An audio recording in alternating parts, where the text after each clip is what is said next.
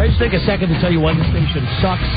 Why does this station suck, Don? I'll tell you 2 reasons the station sucks. Why? First, and you're not talking about the stations, you're not talking about the affiliates, you're talking about this, the station where we do the show from, where our flagship station. WJFK FM. Here in Washington, D.C., our nation's capital. 106.7. Mm-hmm.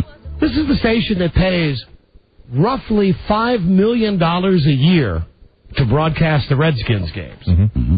The Redskins are in the playoffs, and they've advanced to the second round. Right. And they're playing against Tampa Bay this weekend. Mm-hmm. We've not yet today on our show had a promo scheduled that says you can hear the Redskins play the Tampa Bay Buccaneers Saturday on this station. Even though this town, and I'm sure Tampa as well, but this town going absolutely nuts when the Redskins, it's been, 7 years? This is effed up, man. Yeah, I mean, I shouldn't care about that. But I do care about that because I know that's the number one thing people are talking about. Absolutely. But there's no Redskins promos in here. I asked somebody about it before the show today. Mm-hmm. When I came into work, I talked to them and said, hey, how come there's no Redskins promos? He said, you know what? We're working on them. Mm-hmm. You're working on them. You should have had a Redskins promo on the air yesterday that says the game is going to be on this station on Saturday. We should be all over it. But there's nothing. I'm playing promos in here that are 3 months old. I'm serious. The promos for the other shows, 3 months old. That's unacceptable. Okay, so that's one reason this station sucks. Is there another reason? Yes, and the other reason this station sucks, and this, really sucks and bites the big one, the computers. They're still out? Yeah. Now listen, how tough is this? They're not Y2K compliant? Here's all the information I need. All I need is on the screen for it to say the town that somebody's calling from, their name, and what they're calling about. Mm-hmm.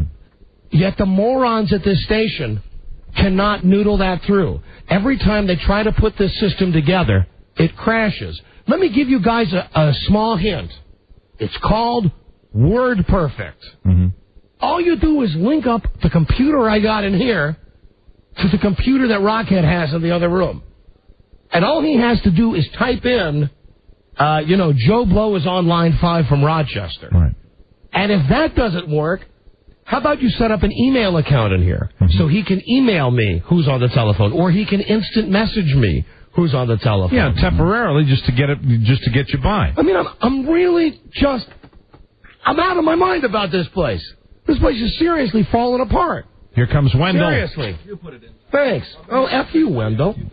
F you. I've been here since 6 a.m. trying to get this. Well, okay, it doesn't take a genius to do this, man. It doesn't take a genius. How long has this been broken? A month? It's another fight with Wendell. You just came and threw this stuff at me. It's you. Get out of my studio. It's another fight with Wendell we're having here. The engineer just came in and threw a couple of pieces of software at me. Wendell apparently has been here working on this from a very early hour, and now everybody's getting... Hey, I'd like to say welcome to the year 2000. We're off to a wonderful start here. Hey, listen, Wendell, F you, my friend. It ain't the toughest thing in the world to link up a screen from this room to the other room so that they can just type in the name of someone who's on the telephone. That's not so tough. My wife's done it with the computers at my house. Maybe I should call my wife to come down here and do this. This is not. Oh, now everybody. Look at everybody's snapping. Now they just brought in the Redskins promos. Oh, they have the Redskins promo. Yeah, Chris out in the hallway. He's probably pissed at me too. You're shaking it up a little bit. Too bad. You're shaking it up. That's a good thing. Too bad. All right, let me hear the promo. Get everybody shaken up. Let me hear the promo that should have been in here yesterday. Just 5 days until the Redskins and the Buccaneers. Only on your Redskins flagship station, 106.7 WJFK. All right, good. Now run that in every stop set, every hour of every day. Here. Okay? But really, about this computer, that is not the toughest thing in the world, to network two computers. We're not looking to do rocket science. All we want is the guy in the other room, the phone screening room, to be able to type in information that is relayed here on the screen here. How old is that monitor, just out of curiosity? That monitor? A couple years. Really? It looks too big to be a couple of years old. It looks, you see it from the front, and I'm sure it looks 2 years old. I'm looking at it from the side, and it has a picture tube. It looks to me to be larger than the color TV that we had in 1960-something. All I know is it's not tough. We're not asking for anything major here. We're asking for something that most people have in their homes, where you can link up 2 computers and you can pass information on. Do you know what might work? Okay, what? Do you know what we have for the shopping malls? Those little radios? You know those little Motorola walkie-talkies that you have? We have those. We bought those when we turned in that gift you bought me. Yeah, and then what you could do is... That's what we bought instead of the Slam Man. Yeah. We did. Okay. We bought those walkie-talkies from when we went to Disneyland. You know, I should have kept those golf shoes and brought it back instead of handing them right back to you. You should have. They cost over $100. Hey, and speaking of that, did I deliver finally on that? I mean, yes. I told you I'd do it after the weekend. My ear and nose hair trimmer arrived. Did you open it? Did you ever open it? No, I mean, I opened the packaging. And does it meet you with your approval? Yeah, it's fine. Okay. It's very nice. It's Panasonic. Yeah, that's what I got when I returned the gifts that... and speaking of returning the gifts, I can't let someone slide who mentioned to me in the hallway that over the weekend... I bumped into Buzz in the shopping mall over the weekend. Yes. Did you really? On Saturday. On Saturday, I saw Buzz. Didn't see his lovely wife, but Buzz was a la most of the old men, just standing out in the middle of the mall, doing nothing, waiting for your wife, right? Just waiting on the little woman. And you returned your gift, too, didn't you? I did. I if you returned that clock, I would have swapped you for that clock, Buzz. Yeah, I know, but I didn't want the laser pointer. Mm-hmm. Well, yeah, you're right. So I traded it in for a smaller clock and, some kitchen tools. Oh, well, it's a Dennis Murphy Christmas. That's 3 for 3. Hey, Dennis shouldn't feel bad about that. That's terrific. Everybody returned their gift. But I was going to say the walkie-talkies would be, a way that if you have one of those things in your ear, no, that's too confusing. I don't want somebody talking in my ear. I love my coffee mug, Dennis. Ah, very good, Rob. I kept my coffee. I just don't see why it's so goddamn tough to get this computer thing hooked up. Hey, Robbie? Well, it's obviously got to be, there's got to be something difficult, because, Wendell obviously was very upset and has been, laboring over this thing. Something obviously is wrong. Well, then maybe we need a higher power to come in and take care of this. Like a computer expert. Yeah, if our guys are stumped by this, if our guys are stumped by the daunting task of linking 2 computers together to get a minimum of words on a screen so a disc jockey knows who's calling on a telephone, then maybe we should go to CompUSA or something and get one of those guys to come down. Get a computer guy to come in. Yeah. Right. That's not a bad idea. We really should. I mean, no offense, Wendell. Don't take it so personally. Don't come in and throw your goddamn software at me. What did he throw at you? He threw a couple of Microsoft disks. Didn't you throw it back? You threw it back, right? You're damn right I did. Was it Windows that he threw at you? Or? I don't know. That's whatever the Microsoft thing is that they're installing to do the phone screening program. It's a very expensive program, I'm told. Really? Yeah. Mm-hmm. Well, I'm sure that you could go to... you could go to Sam's Club, though, and you could buy 2 computers with 2 monitors that can send information. But wait a minute. With radio stations all over the country, this is not the only talk show in the country. There's got to be software in place. There is. That you just buy from a broadcast operation. Well, what we had was actually designed by our buddy Daryl Nichols. Yeah, that was a homemade deal. Right. And this is what they're trying to replace it with, is what is supposedly one of the better ones. And the computer... But why don't we just go to the radio store where the people in the radio business buy That's what I was just saying. Why don't we just get the software from the... I don't know. I think what engineering, is trying to do is trying to make it be as good as it can possibly be, but they're just having trouble. Oh, Christ, I don't care about the bells and the whistles and the fact that, look, it's got lights that flash. Hey, how about you guys just jerry-rig something so it says, line 3, Bobby calling from Sacramento. Bobby Hill calling from Sacramento. That's all I ask. That's all I ask. And if you've been working on it from 6 o'clock in the morning to 4:30 in the afternoon, and you haven't been able to noodle it through, I don't know. I don't know what to tell you. I don't know what that says. I think you know what that says, but I'm not going to say it right now. Okay, thanks a lot. Hello? Yes. Robbie, go get Wendell. I'm going to talk to this lady with a hairy ass. You bring him back in here. Oh, dear. I'm serious. Pardon me? I didn't start a personal attack on Wendell Hall. No, you didn't. Hello? No, you really, it was very generic. I will tell you that. It was very generic. It only involved Wendell when he came in here. And threw his software. Wendell is very sensitive. I think we've established that fact. He's a very sensitive guy. Listen, here is a lady with a hairy ass right now. Oh, a hairy ass lady. Our first. What is your name, my dear?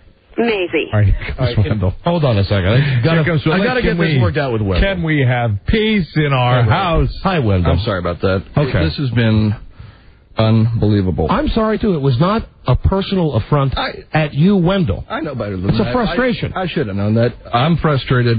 It's. You've been a PD, right? Yes. Music station? So is he. You guys ever work with Selector? Constantly. Sure. Same guys. Same people make this software that we're trying to put in. Okay, but Wendell, I understand that the RCS selector, I know exactly what you're talking about. It's a pain in the ass. Yeah. Why don't you just put some kind of WordPerfect on here? Why can't you just link these computers? Just take it down to the most basic element. The beautiful idea that all these programs are supposed to do is that they talk to the phones, and when you drop a caller, call goes away. Nobody has to do anything about it. You're not looking up and seeing an old call that you got rid of 20 minutes I don't care ago. about that. I just want to see the people who are on the phone now. Understood. That's all. Can't you guys just jerry-rig something with that? It's if we can't get this going, yeah. Okay, because it's been seriously. I mean, I'm not. No, we've been busting our butts on this for the last week. I'm not busting your balls about this. I'm sorry, man. I did not mean to go off like that. I'm just tired. I got in here real early. I was up early yesterday and got home late from football. Just Does anyone understand, listening to this, what kind of pressure cooker we work in? This is every day, ladies and gentlemen. Do you see what we go through for you? It might sound seamless to you, the listener, but I will tell you right now. Bubbling underneath, Mike. Oh, it's everybody. Bubbling underneath the surface is a cauldron of pure tension, pure rage, hostility. And I'll tell you, in the year 2000, somebody's going off. Somebody's going to go off. Wendell has taken the first step. Oh, Wendell's got the most. Wendell has the most potential, I believe, to lose it. Wendell, just calm down. Thank you. Wendell, you so much. Yeah. Again, nothing personal. No, we're cool. I apologize. Then I apologize also. Did not. All I want is just somebody to get callers up on the screen. I don't care if the calls drop when the people are gone. I don't care if a light goes on. I don't care if you guys got all the bells and whistles. Rockhead with a sign with magic marker right outside the window here. Mike, we have already tried that. It didn't work? It does not work. Oh, okay. We were thinking, what about, at Hooters, they got those clips in the wires, they just sort of shoot the orders toward the kitchen. I know what you're talking Wendell, about. that would be better? You mean where they send the orders back to the kitchen? Exactly. Like in Mel's Diner. Yeah, that'd be perfect. I love that thing. That would work better than this piece of crap. But I was thinking if I could go down to Hooters here and research that, I could expense it. All right, listen, hold on. What if I was... Can you get me on the net here? You're on the net. Okay. If I was to get my AOL account up here... I don't know whether it'll run on NT. You mean and tell them and get emailed the phone? I was going to say, I would just pull up my AOL account. Right. And Rockhead and Broyhill could just instant message me. Who's on the telephone? Instant message. Instant message might work. Fire up Explorer there. Actually, I can do it from over here. Okay. All right. All right, we're going to try to. This is going to try to be a while Wendell is doing this, let's go back. I do want to talk to the girl with the hairy ass. Yeah, while you guys have been talking, my hairs on my ass have been turning white. Okay. Oh, really? You're getting gray. Gray white, man. I'm getting old here. What is your name, my dear? Maisie. Maisie, where are you calling from? I'm calling from Bethesda right now. And Maisie, you have a hairy ass, honey? Well, I'd say a little lustrous would be a nice way to say it. But, yeah, it's definitely full of hair. Really? Full of hair? Full of hair. Who's the celebrity you most resemble, Maisie? Oh, shoot.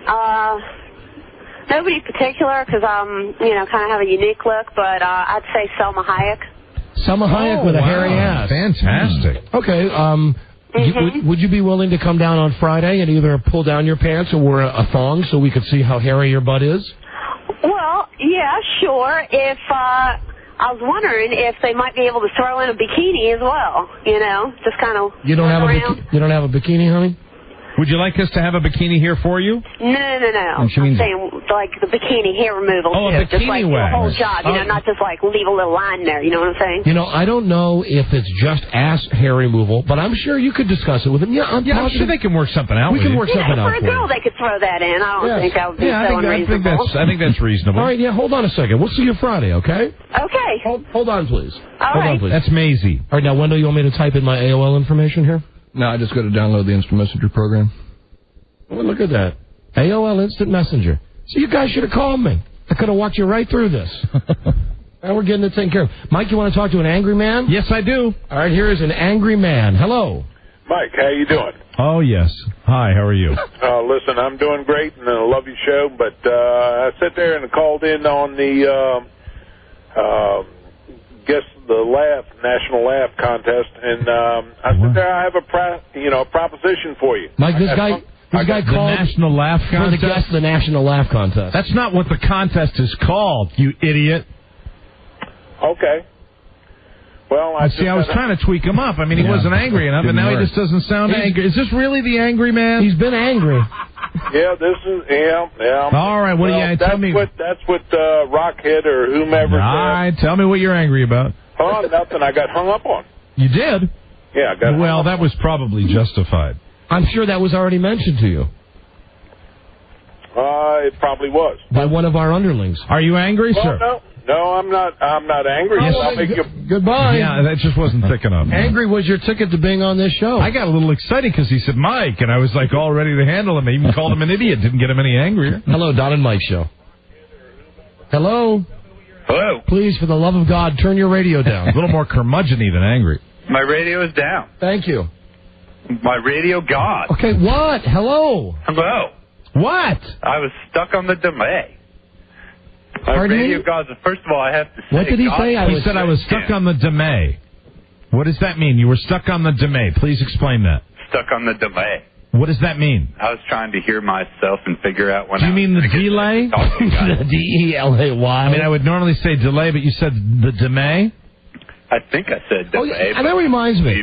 Does everybody out there listening know how you pronounce the city where the Lions play football? You pronounce it Detroit. Yeah, it's not Detroit. If I hear one more person say, today it's the Redskins and the Detroit Lions, I'm going to go ballistic. The Detroit Lions. All right, here you go. In Detroit, the Lions, Michigan. and God bless the Redskins. Hold on, watch this. We're gonna right next to the state of Illinois. We're going to make some progress now.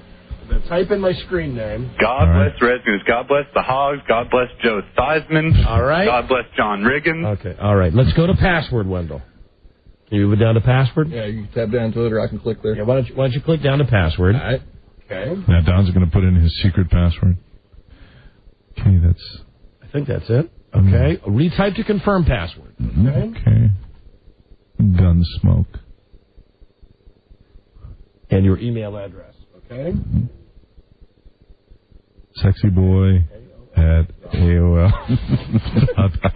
All right, continue. Sexy boy. When you send information on the internet, blah, blah, blah. Okay, now we're going to get instant. The screen name you've chosen is unavailable. Someone has already registered it. Welcome to the world of computers. That's impossible. That would be you. Right.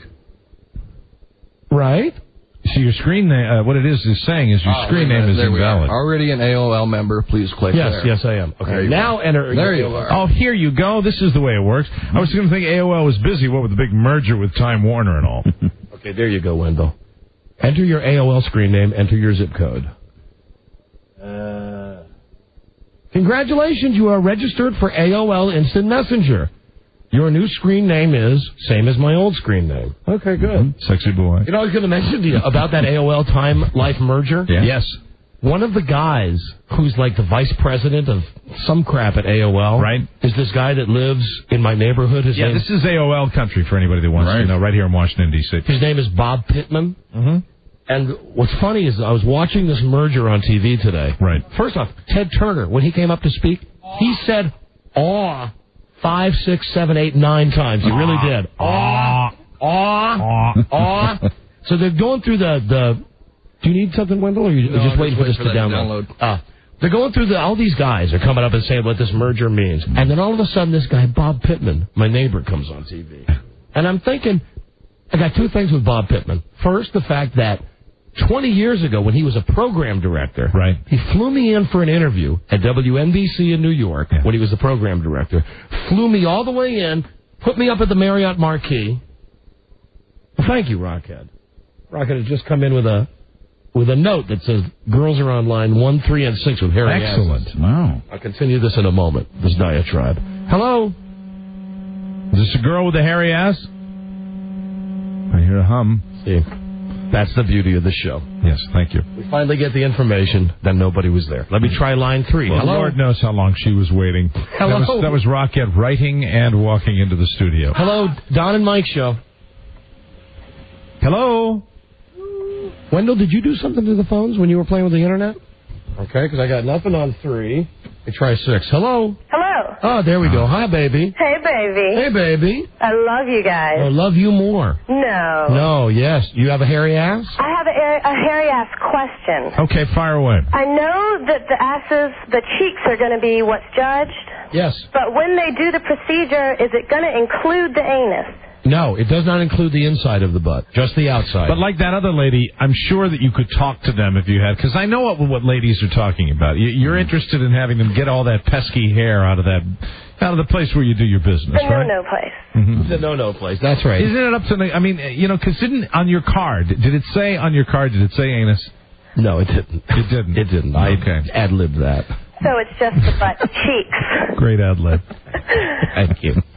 You know what? I'm sure it would be up to you, and I'm sure that they would be more than accommodating. Anything between you and the doctor is private business. You and the doctor. If you want to have the inside of your butt done, I'm sure they would do it. But the prerequisite for this contest is that you have hair on the outside of your butt. Right. And let me ask you a question. Will you be touching the butts to feel for hair? Or do you No, have ma'am. to be able No, to we feel? can't touch anything. We're not allowed. We will look close. Why, do you have very light hair? Yeah, it's really light and fine. Well, you can participate. Yes, you're in. Oh. Who's the celebrity you think you most resemble? I've been told Yasmin Bleeth Oh, baby. and Ally McGraw when she was young. Oh, Yasmin wow. Bleach with a hairy ass. Ally McGraw. Wow, in her hottie days. Hold the line, please. Okay. Hold on. We'll see you on Friday, okay? Fantastic. See you then. Hello, Don and Mike Show. Buzz, my butt is so hairy you could vacuum it. Hello, Jorge. Jorge, would this be the first call of 2000 from Jorge, Buzz? Yes, I think it is. I think it is, too. Buzz, to celebrate the millennium, perhaps I should lay down and you can get your big Hoover out. No, I don't think that'll be necessary, Jorge. Hello, Thanks. Don and Mike Show. Thanks anyway. Don and Mike, Hey, buddy. how you doing? We're doing great, thank you. Don, I have the hairiest ass of any man alive. Really, how hairy is it, sir? I was in Green Bay at the Packers-Cardinals game a couple weeks ago. Yes. You know how you got the guy who's always running around the football game with the shirt off? Right? Well, we met him in the parking lot after the game. We bet a lot of money and a lot of beers. I dropped trowel, pulled off the shirt. The crowd screamed. I won hands down. It's a done deal. So you have a gigantic hairy ass. Yes, I do. And you would be interested in having a laser hair removal. Yes, absolutely, as long as they're very careful at what they do. Where are you from, sir? I live in Waldorf. Yeah, hold on. You're in. Hold the line, please. I think for the All guys, right. it's more important to get that outside taken care of. You don't want to go into that bad place with the guys. Nay, nay. That'd be Wendell, nasty. what's the status on our AOL instant message? Screen name and password time. Okay. Here we go. Where do I... Type in sexy boy. All right. And Password. push the down key. Here we go. Okay. Last long time. Password. Okay, and then enter. Sign in, please. Starting service. Starting the service. And look at that. You in there? Yes, we are. You're in the instant messenger? Yes, we are. And suddenly we've figured a way around the system. Isn't that right? See, we got the buddy list up here in the right-hand corner. Mm-hmm. We're on, right? Now, Broyhill, get online and instant message me right now, please. He's probably already there. Oh, hold on. We're not totally set yet. What does it say? Totally set. This wizard will help get you started with AOL Instant Messenger service. Use your mouse, click on the button next to the topic you're interested in. We're not interested in any of this. Cancel. That's crap. Okay, here we go. Where's the instant message? Am I online? Are you online now? I don't know, Mike. Oh, here comes something. User Broyhill has sent you a message. Would you like to accept it? Yes. Accept it. And he's written hi. Now let me write back something at him. Eat me raw. Ha! Hey! Success. F.U. Broyhill writes back to you. F.U. He writes back. Broyhill writes back. Now the ball is in Broyhill's court. Broyhill's this. Not F.U. And now we're beginning to do too much communicating with Charlie Broyhill. This is now just like in You've Got Mail, that awful movie with Meg Ryan and Tom Hanks when they realized that they were both online at the same time. Okay, Wendell, thank you. Look at this now. If you just would have come to me in the beginning. That's right. Problem solved. That's right. I'll be back in the back room cursing Bill Gates. Gotcha. Problem solved. So now we can screen the calls through my AOL instant message. That's right. Beautiful. And you can expense it. Right. You should expense it. I think I get my AOL account comped. What do you do? I'm pretty sure. Uh-huh. I better call my family, though, and tell them they're not going to be able to get on the Internet during the entire show today. Will this tie up your internet? Mm-hmm. Because we've got all three of us on the same account, just with different screen names. Hello? Hey, buddy. Hello? Hey, Barty. Yeah? Hey, when you guys get home today, you won't be able to get on the web. I know. Okay? Because I need it for my show, so I can see. Sure you do. So I can see who's on the telephone. We pay for AOL. Oh, do we really pay for it? Yes? Well, didn't we used to ask Mama? Didn't we used to get it free a long time ago? Didn't we used to get it free? 10 years ago. 10 years ago when it was new. 10 years ago. Well, I thought we were still getting it for free. Not anymore. Okay. All right. Well, just be advised. Do you need to go on the web for school or anything? We don't have to. Remember, we don't have to use AOL because we have Internet Explorer. Oh, correct. Right. Beautiful. So they can get on the net. They can get on the net. Yeah, now. okay, good. Right. Problem solved. How about that? Your father, the problem solver, Barty. Ha! Look at that. 6 weeks of crap. Took me 10 minutes to figure this out. And I got the Redskins promos in here. Look at that. How about that? Huzzah. Huzzah. Huzzah. So when you went to this fake ID place yesterday, hey, Barty, Yeah? did Mommy tell you I was talking about that? Yeah, where are the other places? Because I want to go to them. Why do you want a fake ID? Why not? No, come on. Why do you want a fake ID? That's my answer. Why not?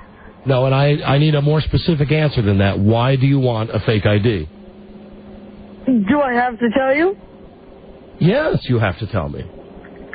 So I can buy stuff. Buy what stuff? Pornography. Oh, my God. Oh, my God. You know what? See, that's why I have a good relationship with my son. That really is. Because given the two things that were hanging in the balance there, yes, I'd much rather have it that he wants to buy pornography than he wants to go out and get loaded. Mm-hmm. Don't I already give you my Maxim magazine? It's not pornography. They don't show anything. Barty, Maxim is pretty darn close to pornography. No, it's not. Yes, it is. No, it's I'm not. talking about buying Hustler, Dad. Hustler. I'll talk about this with you when I get home tonight. I thought that was going to come along there sometime. All right, love you. Love you, too. And it's not like you don't look at it. I remember when I found your penthouse stash. Yeah, your father had a penthouse stash? Yep, he had like 5 of them. And every weekend I check his bill, and there are more, like, Playboy Truck Stop Angel movies. Oh, you're talking about the videos about off the satellite. Yeah, from like the Adult and the Spice Network. Right. The Pleasure Network. Video Truck Stop Angels. Right on. Love you. Okay. Boob count. Love you too. All right. See you. Bye. Bye. Now look at this, Mike. Yeah, that's the maximum curiosity at that age too. You got to understand. He's being honest. I've just gotten an instant message that lines 3, 4, and 5 all have dudes. Dudes with hairy butts? Yes. The system is working fantastically. And we have, 2 or 3? We have 2 or 3 ladies now for the hairy butt contest. Why doesn't somebody just name me general manager of this station? Look at what a goddamn problem solver I am. Got the promo in there for the Redskins. Got the system working. Right. Beautiful. Of course, now this phone system will not work for the other disc jockeys because I'm not leaving my AOL account on. No, but it's very easy if this is unable to be accomplished to set up an account. That's how you do it. You set up an account for every show on the station. Right. This is the Don and Mike Show. The question is, do I have a God complex? Dr. Kessler says yes. Which makes me wonder if this lawyer has any idea as to the kind of grades one has to receive in college to be accepted at a top medical school. If you have the vaguest clue as to how talented someone has to be to lead a surgical team. I have an MD from Harvard. I am board certified in cardiothoracic medicine and trauma surgery. I have been awarded citations from 7 different medical boards in New England, and I am never, ever sick at sea. So I ask you, when someone goes into that chapel and they fall on their knees and they pray to God that their wife doesn't miscarry, or that their daughter doesn't bleed to death, or that their mother doesn't suffer acute neural trauma from post-operative shock, who do you think they're praying to? Now, you go ahead and read your Bible, Dennis. and you go to your church, and with any luck you might win the annual raffle. But if you're looking for God, he was in operating room number 2 on November 17th, and he doesn't like to be second-guessed. You ask me if I have a God complex? Let me tell you something. I am God. They're not here to make fun, not here to replace. They just want to bring back some memories. Don and Mike. Do let me tell you something funny, though, and I found out the rest of the story, much like Paul Harvey when I arrived here at the station today. The rest of the story. This morning I tried to call Mike. Because, on Friday we always try to get Jeopardy in. Right. And I know that sometimes on Friday that the show gets busy and that we have to bump it if we're doing an event like we are today. Right, correct. So I wanted to call Mike to tell him that definitely prepare his bit for Jeopardy today because no matter what, we're going to get Jeopardy and we'll just move stuff around. Great. Very good. So I'm picking up the phone. I'm trying to call him. And the first time I call, I get the beep, beep, beep. The number you have requested is not in service. So I thought, well, you know what? I must have misdialed. That's correct. So I dial it again, and I get, again, the number's not in service. So I wait about 20 minutes, I try it again, and then I get this.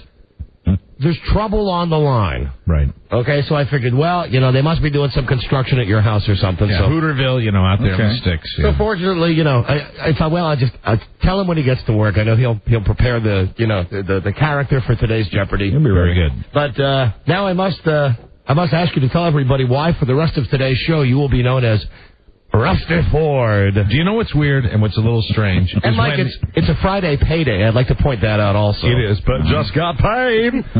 You know what's strange? What? Is when you come into this studio and this is the only place that you're relaxed in like the last 2 hours. That's not good. That's not good. I mean, you should relax. This is high pressure radio. Right. This is the big time, and you should this should be the seat of stress. This is not. This is the first time. This is the sitting sauna. in this chair. The sauna of your life. This is the first moment that I've actually been relaxed in the last hour. Oh, my. Because I'm late. I'm running late. Through nobody's fault but my own. Little golf game this morning, and I'm running late, and I like to get I was relaxed during the golf game. I had a great time, but I get on the highway, and I get a guy that's giving me a bucket of road rage, like big, huge, in the passenger side. Right. I got that road rage because when I was getting up on the exit, I was trying to call the operator because when I called my home number, it went beep beep beep. Your number has been disconnected. Oh my. So I'm calling the operator, and as I'm calling the operator on the merge, I apparently drifted over to the left. And so as I drift off to the left, I hear this like that, and I immediately pull over to the right, and this truck goes by me, and the passenger is just going, like that. Give me the big double finger. And you know how with road rage, it's always gets to a point where you're just going, oh, all right. And that's what I did. I gave him that look, and oh, okay. Yeah, get off my back. He gives me all these things. So I'm getting this road rage the whole way, the whole way into the city, and I'm going, I'm like, oh god. So I completely forget. It really stresses me out. I mean, this guy looked like his head was going to come out, and I back off as you're supposed to do. Right. And and it's just driving me nuts. And so I completely forget the fact that the number's been disconnected. And so I get to the office. Rusty Ford. I call the cell phone number and I say, "Can you help me with this?" Well, no. Do you have a calling card? I don't have a calling card. I don't keep a calling card with me. So I can't do it over the cell phone. So I have to wait till I get to the office. I get to the office. I walk in and I say, "Well, on the hard line, maybe it'll work a little different." I call the number. I'm sorry. Your number has been disconnected. Billy? Has your phone been disconnected because you haven't paid the bill? Billy, have your last phone payment, was that made in August? And so I finally call. Well, that's what happens. Just I call the operator. And I hope my wife is hearing this because if she's hearing this, this is the only way that I can communicate with you. Honey, if you call me, like at a payphone or something, and you call me at the office, I'll give you the number to call to pay.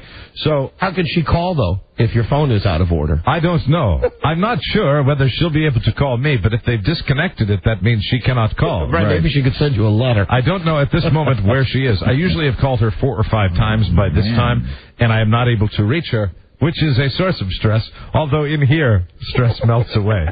So I will tell you that I have you given any thought to the fact that she may just have left you? Yeah. Oh, yes, I have. you go home tonight and your house would be empty. Most definitely. It'll be like a mattress. Yes, I always examine that possibility.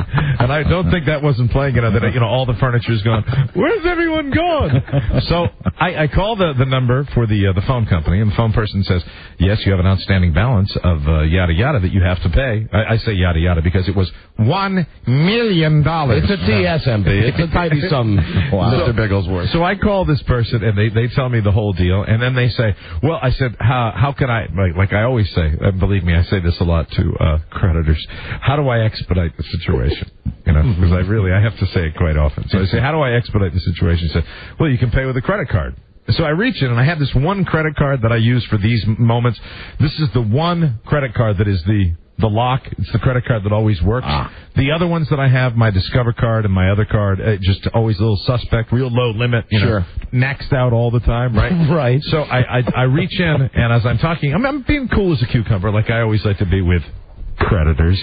And so I say to the guy, no problem, let me reach in and get this thing. Especially when it's your fault. Yes, especially when it's my fault. So I reach in, and I'm looking for the card. Well, the card is not in my wallet. Because this is the card I use for everything. It's the card I use for ATM. This is the card I use to pay almost all the bills. I do this because it ties right into Where's it account. I don't know. Oh, my. Sometimes my wife will take it out to use it, or sometimes I will use it and put it in my pocket. So it could be anywhere. So I say, well, now we go into the unexplored territory, and I get out the first card, and I said, all right, I'll try this card. And I'm not giving any hint that there's going to be a problem. So the person says, all right, put in the number, and you go through the whole exercise. Would you confirm this? I press the button to confirm. Thank you. Unfortunately, this card is not eligible at the present time for payment of this bill. Billy, so are you over the limit on your credit card? So at this point, I hear the operator, and I really heard this I swear to God, I hear this from the operator. I hear... another deadbeat. Right. That's when my hands begin to shake uncontrollably, and I say, I've got one more, and that's my little frequent flyer card that I use, the special one. Right. That's got a, let me see, what's my limit now? $1 million. No, I think it's $3. $3 is my limit on that. So I call, and I go through the exercise again. Magma. Hit pound. Thank you. Unfortunately, the card you have put in, this is, okay, so here's what we have here, all right? With the operator online, we have the unpaid phone bill, and we have 2 credit cards that are ineligible. I don't feel like the king loser of the world. I really do. I really feel, and I say, oh, man, the card I usually use, like they don't hear that all the time. The card I usually use isn't in my wallet right now. And then, the total sympathy on the other night. Is there anything else I can help you with, sir? Which is really like, I don't want to deal with you, you incredible deadbeat F. Please get off the line with me. So, as it stands now, I talked to the guy and I said, the way to do this, if you turn the phone back on, then the person at home I will be able to reach, and they will pay immediately with the credit card to use that. And shock of shocks, the guy said he would do that, and that the phone should be turned on in an hour or 2. That's a good scam. That's what you've just given everybody out there who's had their phone turned off a very good scam. But here's the deal. Here's how they get you. Window of opportunity. How did they get you, Billy? Here is how they get you. They have a limited window of opportunity that they are using to pay the bill. So, it will be on in 1 or 2 hours, but it will also be off in 3 or 4 hours. Oh. So you see, the only reason they've opened it, this is the phone company, okay? The phone company's not going to cut anybody. But I think they cut me a tremendous amount of slack. Sure. And I will pod down when they give your phone number. We'll see if your number's in service yet. No. We're sorry. You have reached a number that has been disconnected or is no longer in service. Thank you very much. All right. I haven't fixed it yet. I've had a lot of problems, over the lifetime, as everybody does once in a while. Bills are late and stuff. I don't think I've ever had my phone turned off due to lack of payment. And it's a new feeling. Well, now you know how Rusty used to feel. How Rusty Ford felt. Rusty used to have his phone bill, his electricity, and his landlord, lock the door, put a padlock on the door. There was this guy that we used to work with. Every 2 weeks on Friday morning, we did a bit with this guy. He hated us for it. We would have a contest on the air, right, where we would decide, we'd bet before we called his phone number at home to see if his phone would be turned on or not. Right. And then after we would win that bet or lose that bet, depending on if the phone was turned on or off, how we bet, then we would go into our whole next phase, because every Friday on payday, this guy Rusty Ford would take his entire paycheck, cash it, And he would come into the station with $400 or $500 in cash in his pocket. Right, he'd have a wad of bills. Meanwhile, he had no electricity at home, no telephone turned on, and he's driving a car that his dad gave him. He would go down to a hotel downtown. I used to hang out with him. He'd take this big stash. He was a fun guy to hang out with. He'd have this big stash of bills, and he'd go down. He'd buy 2 hotel rooms. He'd go down and he'd say, "Great, it's Friday. Mike, you want to do something tonight?" I'm like, "Yeah, sure, Rusty, let's go out." And so Rusty he'd take the big wad of bills. He'd go in, and many times he wouldn't be able to pay the hotel because he had gone out and spent money, at a bar and at a restaurant. I mean, we're talking top shelf restaurants. It's like, great. And real nice hotels, right? Like you get a suite, right? Rusty, can I take care of the tip? No need. I've got cash. A big, thick wad of bills. So this guy, every Friday on the show, we started by playing that song by Johnny Kemp.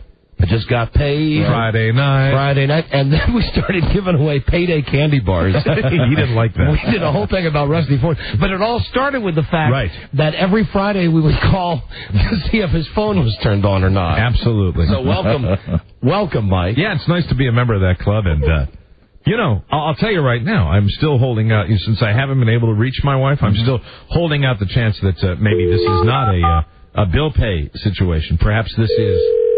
I get home and everything's gone. Everything's gone. No, that won't. We're sorry. You have reached a number that has been disconnected or is no longer in service. Okay. If And I'll tell you right now that if that happens, if I go home and everything's been taken, that's really gonna wee all over my weekend. I'll tell you right now. But I'll deal with that after I get done with 18 tomorrow morning. It is payday. You can take your stack of money and go get a hotel. That's true. I've got. The thing. You know what sucks?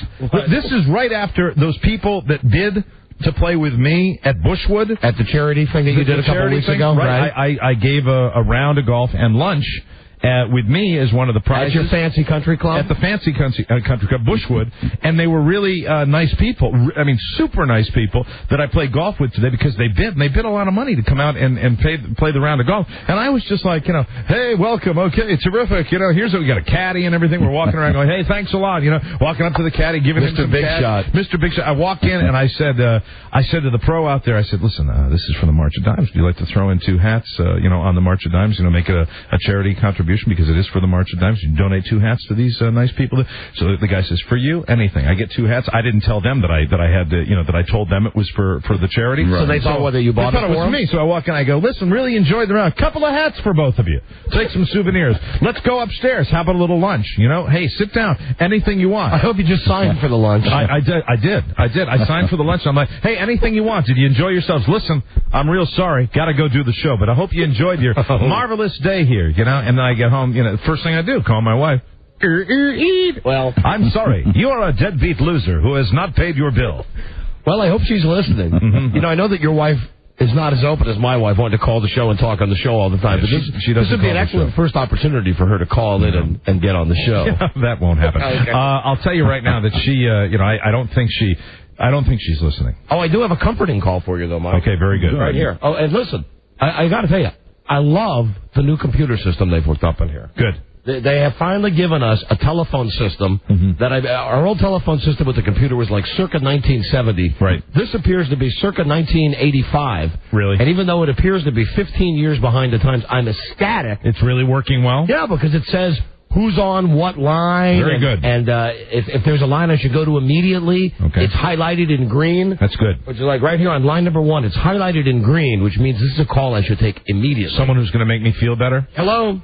Oh, God, hi, Mike. How you doing? You called that one. Absolutely. I feel better. Yes, Dennis? I have a credit card. You want my number? Yeah, Dennis, I'll take your number. Off the air, of course. Okay. Yeah, off the air. Yeah, I'll take it from you so I can pay my phone bill? Hey, Mike. What? Pay off your balance if you couldn't gauge. What's that? Yeah, I should, Dennis. Dennis, can you help me? Can you do that? Can you help me manage my bills? If you want me to help you, I will. Very good.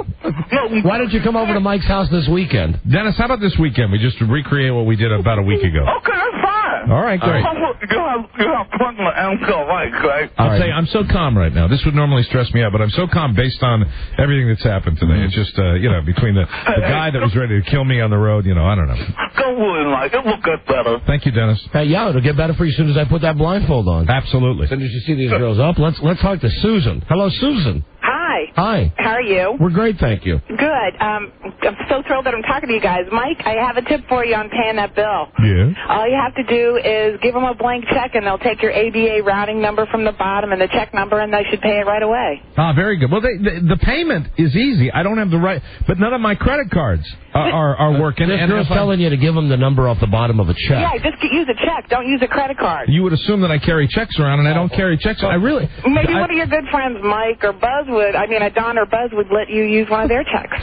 Just a second. Can I go on record here for just a second? Okay, I am employed, and I make a decent living. I'll float you a loan, Mike. This is not necessary. You're good for I'm going to take care of it. Do you need some cash? No, I don't need any cash. We can help you I've got out. cash, but I can't. Do you need some dough? $1.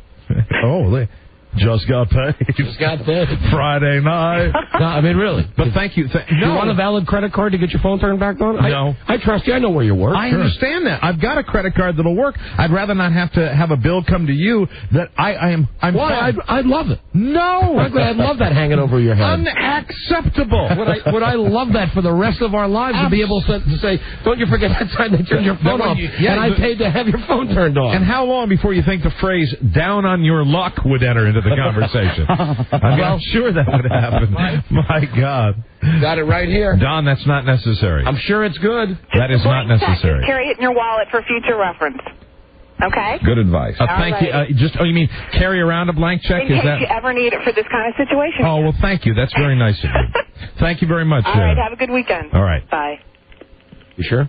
No, DOML is not needing that right. Down on my luck is not... Sure, I got it right here for you. They don't take that one. They don't? Nope. Okay.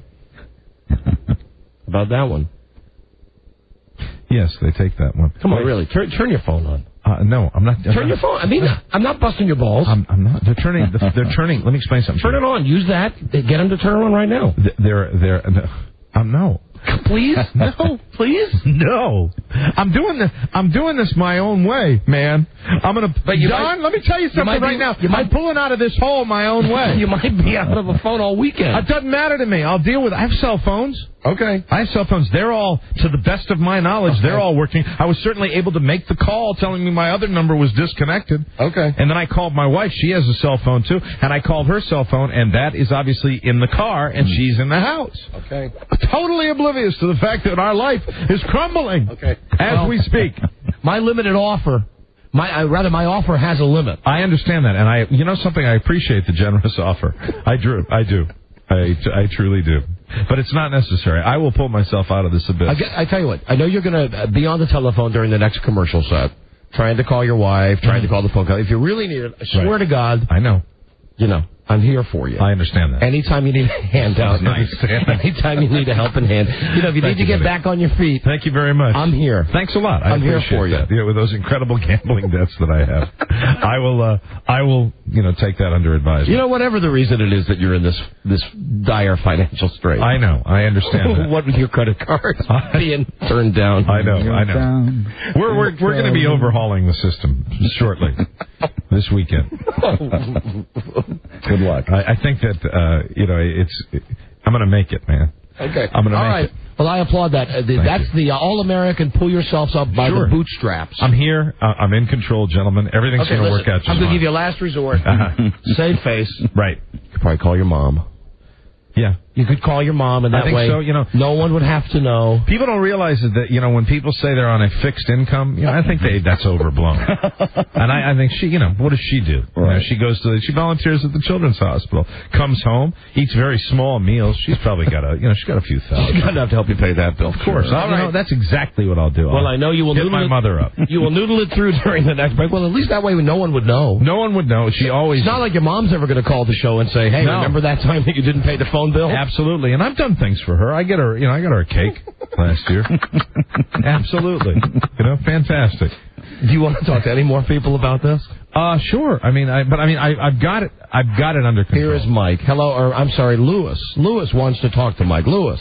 Hey, Don and Mike. Long-time listener here. Thank you, my friend. Okay, Mike, what you can do is you call the phone company and tell them you already sent out the check by mail. Oh, really? What they'll do is they'll reconnect the phone and give you 7 days to get the money to them. All right. Okay, that's a thought. But what they're doing is they're opening it. It would take, no matter what, it would take an hour or two to reconnect the phone. Right. They say that, but it's on instantaneously. It's on instantaneously? I believe that, too. I believe that they can just go back and turn a switch. It's not like they have to go into a basement and reroute a bunch. It's not like Ernestine on Laugh-In, where she had to, plug all those things in when she was the operator. You know what I will do is I will do that thing, saying it's in the mail, and because then we'll get a check out, in about 14 days. Okay, thank you. Thank you, Lewis. Very good. All right, thank you for your help, Lewis. Thank you for helping me while I was down on my luck. Anytime. Thank you. The charity of others, Mike. That's true. You know what? I'm starting to feel like Jack Diamond right now. That we're doing like a charity show today. One of the things is, though, and this has always been the rap on me, and I know you know this, Don, and I say this from my ticker. Sometimes a guy, sometimes Mike O'Mara can just give too much. Mm-hmm. And that's what it is. There's a limit. It's my constant giving to others. Okay, all right. It's what I do. It's part of me. This is the Don and Mike Show. Paul, do you know about the early days at the Kimberley diamond mines? Do you know what they did to the native workers who stole diamonds? Don't worry, they didn't kill them. That would be like junking a Mercedes just because it had a broken spring. No, if they caught them, they had to make sure they could go on working, but they also had to make sure they could never run away. The operation was called hobbling. Annie, whatever you think about doing, please don't do it.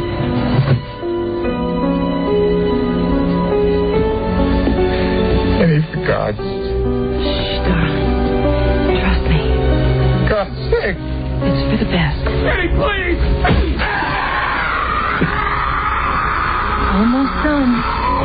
Just one more.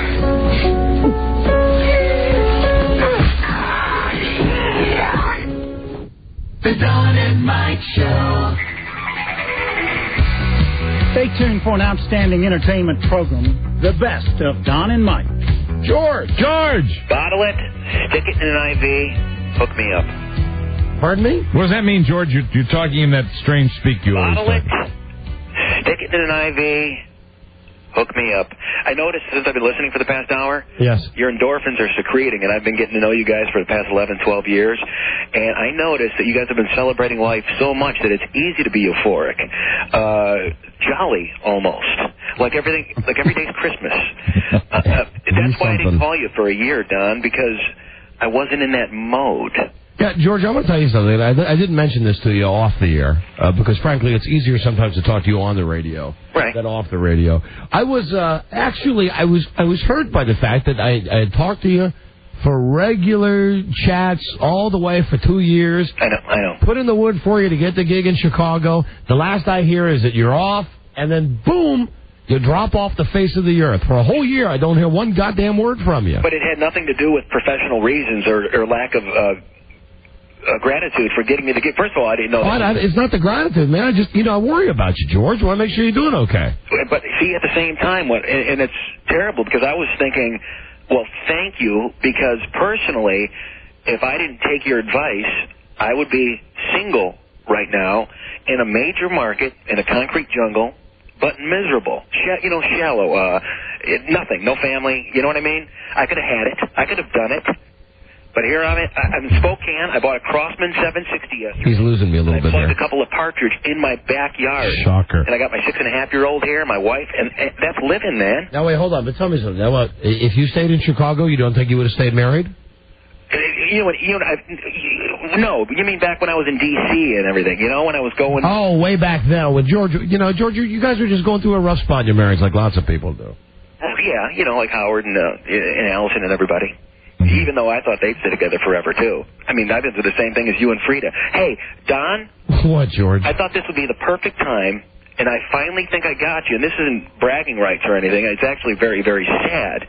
But can I name the first market I've been in, then you name yours, then I name mine, then you name yours, and see if I got you finally? What do you mean, the number of markets worked in? Yes, exactly. Can we just do it, right now? Oh, off the top of my head? Well, sure. I'm sure I'll still kill you, though. I mean, okay. I've worked almost everywhere. $6,000. All right, George. I'll bet you $6,000. Ready? I'll start. Go. Merrill, Wisconsin. Rockford, Illinois. DeKalb, Illinois. Stevens Point, Wisconsin. Ocean City, Maryland, my friends. Let me just stop right here. Has anybody noticed how much my friend George McFly is starting to sound like Lewis the retard? Yeah. Very much so. Yeah, a little. George, the steroids that you took, is your voice higher? No, I mean, I don't know. I am. Or maybe are you wound up? You get wound up when you're going to talk to us, right? You know what? It's true. I am a little hyped. Okay. All right. All right. Listen, what's your sleeping schedule like? Because you're doing a morning show now, right? I haven't slept in 4 nights. Well, that's another thing I wanted to talk to you about. I mean, it's one of those times. I have that SAD syndrome, the seasonal affective disorder, and it's hitting me hard. Can we keep going real quick? I thought that happens. No, George, I don't want to listen to that, okay, frankly. Listen, I'll be honest with you. I mean, it's a wonderful idea. I'm positive I've worked in more radio markets than you have. 19 cities, 17 years.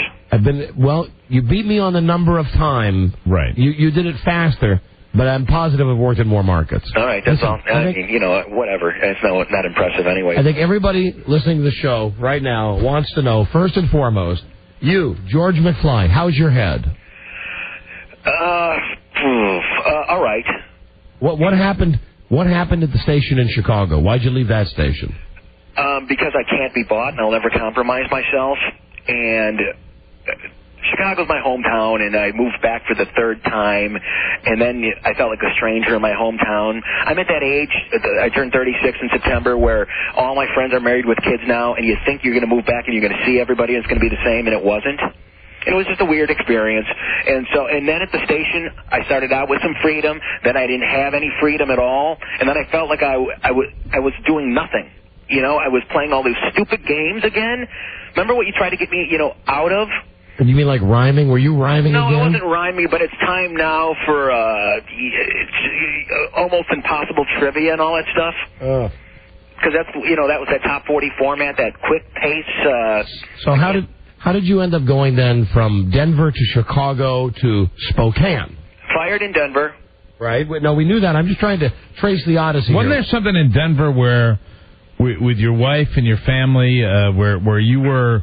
Didn't you tell George to stay in Denver at a certain point? And then his wife's family was from the Denver area, and Joan didn't want to leave Denver. Isn't that right? Right. And you were thinking about leaving, and then Don kind of talked to you out of it, and then you got fired anyway?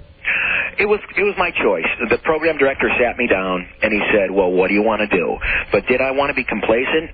Where I had, I was so bored, and I was doing afternoons, and it was all music, and it was that rap crap. And it gave me no ability to... And you guys are the ones. Don, you're telling me one thing, stay in Denver, but in the same breath, you're filling my ego with things like... if you were half as funny on air as you are off air, you could be a star. So then I thought... But what I said to you is true. If you're half as natural on the radio as you are off the radio, you'd be gangbusters. But there was no reason that you had to leave Denver in the first place to do that. I know, but I get hyper and impulsive, and that's why I'm actually here. They called me, and I was a little bit bored, and I just said, okay. It was strange. You're talking about Spokane? Yeah. So how did your wife feel about moving to Spokane? She's numb. Just numb. She's numb. Was she enjoying Chicago? She was okay with Chicago, just getting a little more comfortable. It's our 6.5-year-old in first grade now. I'm in fear that she's going to start hating her dad for moving her around. But that's why I already got my plan. I got it planned out already. I think if anything, a 6-year-old would hate her dad for giving her enemas. Well, tell me about this. Why on God's green earth would you give your daughter an enema? Joan said, why'd you talk to Don on the air about that? People are going to think you're abusive or something, and I have to explain myself. I know. Listen, I know you're not abusive. Just why would you give your daughter an enema? I mean, I know you're into colon health and everything, right. But she's a little young for that, isn't she? No, listen, she didn't go for 3 weeks. And again, let me reiterate, she wasn't almost able to walk any longer. She was just stuffed up. I don't know, genetics. You think about taking her to a doctor? Yeah, maybe take her to a reputable physician. Insurance didn't kick in yet, and DB, dead broke. I mean, not a penny. Okay? And so I went out and bought a fleeter with some pennies that I literally had. What's a Frieder? What's that, like a... Fleet enema. A fleet, okay. Yeah, fleet enema. It's like one of those, one-shot deal things. Right, and... Sorry, I know I about can tell that. you, it was magical, Mike. I mean, it really was. She barely held it, and then bam. I mean, a record breaker, though, guys. I mean, you don't understand how that could come out of a 6.5-year-old. And let me tell you something right now. I want to ask you about this because, I mean, in all seriousness, I give you this, as the father of a 4-year-old daughter and a 2-year-old daughter. Right. You might want to just double check before you do that again that medically that's something that you should do with a kid that young, because I'm not sure whether that's the best thing to do for a kid that young. I'm not sure, but I think just check with a physician. Mike, even call and ask a nurse line. Mike. Yes. It's not the green fleets or not the orange with mineral oil. It's the blues. And the blues. I don't know what you're talking about. I'm just talking about. I hear enema, and I just think it might. And I don't know about the psychological ramifications of Daddy putting something in. Yeah, I know. The blues are for children 3 to 8. Okay, all right. So it says it on the package that it's for kids 3 to 8. Yeah, and kids get so toxic if they don't go. But listen, it's okay. I would just like we could drop it because let me just point out that the reason I know about this is when George called me after a year absence. He called me on Monday morning, 5 a.m. Spokane time, and he said, "Hey, I'm in Spokane. Right. Mm-hmm. Can I call you up on my new morning show today?" And I said, "Of course, George. I'm always there for you." Right. So he calls me up like 3 hours later. Mm-hmm. He's on the air. And he brings it up to me on the air. Mm-hmm. He says, "Hey, I'm playing my guitar in the studio. I'm on the air with this girl I'm working with. Right. Incidentally, I gave my 6-year-old daughter Emma her first enema." I don't know if it was like that. I think you were leading me down the primrose path. No, George, there'd be no way that I would know that you gave your daughter your 6-year-old daughter an enema. No, because Don, I recall you saying something to me like, "How's your colon?" And then I said, "Well, yeah, as a matter of fact, that's how it went." Then I said, "Well, I haven't gotten any colonics recently. However." Right, so it's my fault. Okay. A little bit. And then I got in a little bit of trouble. I mean, my bosses thought I was cool, and they were psyched up that I'm here. However, they said, Don was leading you in a little bit of the wrong direction with the G.I. Joe thing and everything, but... Of course, it's my fault. I'm the bad guy. I gotcha. I'll tell you another thing that George told me was, well, see, all of this is about the conversation I had with him on his radio show. Mm-hmm. We were discussing the guy who was the program director of a station in Chicago, who is a kind of an asexual guy. Okay. And I said that guy is like a G.I. Joe, that where you should have genitals, he's just smooth. Oh, okay. He has nothing. Oh, they shouldn't be uptight about that. No, it was nothing. I mean, it was no big deal. It was more of the fleets and the enemas and, Yeah, okay, well, that's I can see them getting a little uptight. To be honest with you... that's on you, not on me, George. I think I'm losing a little extra hair listening to you talk about that. I mean, on my first day, you're supposed to, on your first day on the air, I heard in the past, it's supposed to be the analogy of like you're walking into a party, and instead of saying, "Hey, here I am, listen to me," or "Look at me," it's like, "Hey, how you doing? Good to meet you. How you doing? Good to meet you." I kind of signed on a little strong, so I hope they didn't take offense to that. Who gives him these stupid analogies? He's worked at how many radio stations have you worked at, George? 17 years. 18, that's where, I'm sure you're going to pick up some stuff. Here's another thing. That was Matt Farber or Alan Goodman? Here's another thing that he mentions to me. He says, listen, when I was talking to him off the air on Monday morning, he says, a part of the reason that I had trouble getting a job was your fault, saying this to me.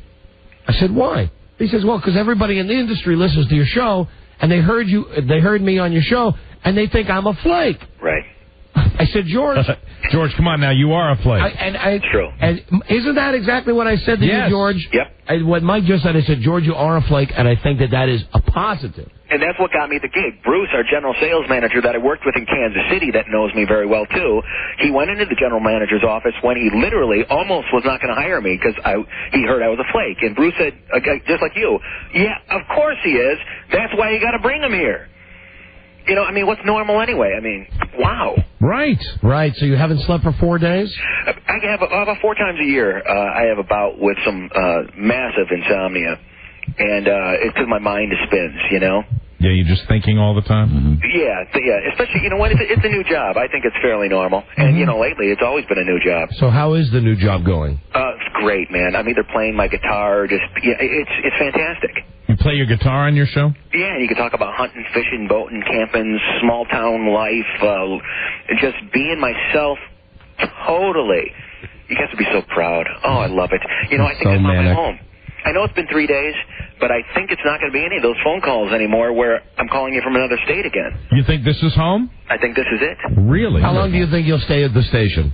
Honestly? Yes. Well, even the teacher threatened me. She said, please, your daughter is behind in reading and writing. Can you please tell your husband? Or she told my wife to. I don't ever remember George saying this at any station he's ever worked at. And that's why.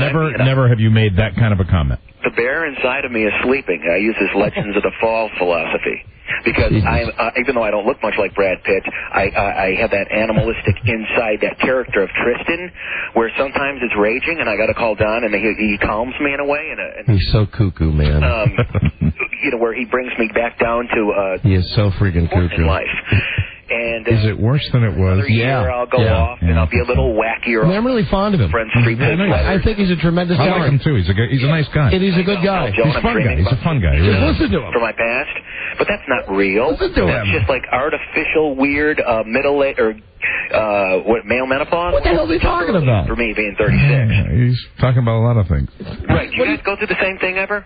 Sure. Yeah. Did you ever write like Mary Absolutely. Lou Kazabutsky a letter that you might have dated in 85 because it was the salad days and it was so innocent, but it really wasn't back in 85? So back in 85 when you dated this girl, it wasn't really that special, but then when you're going through a little manic phase... Hey, George, where's Joan at?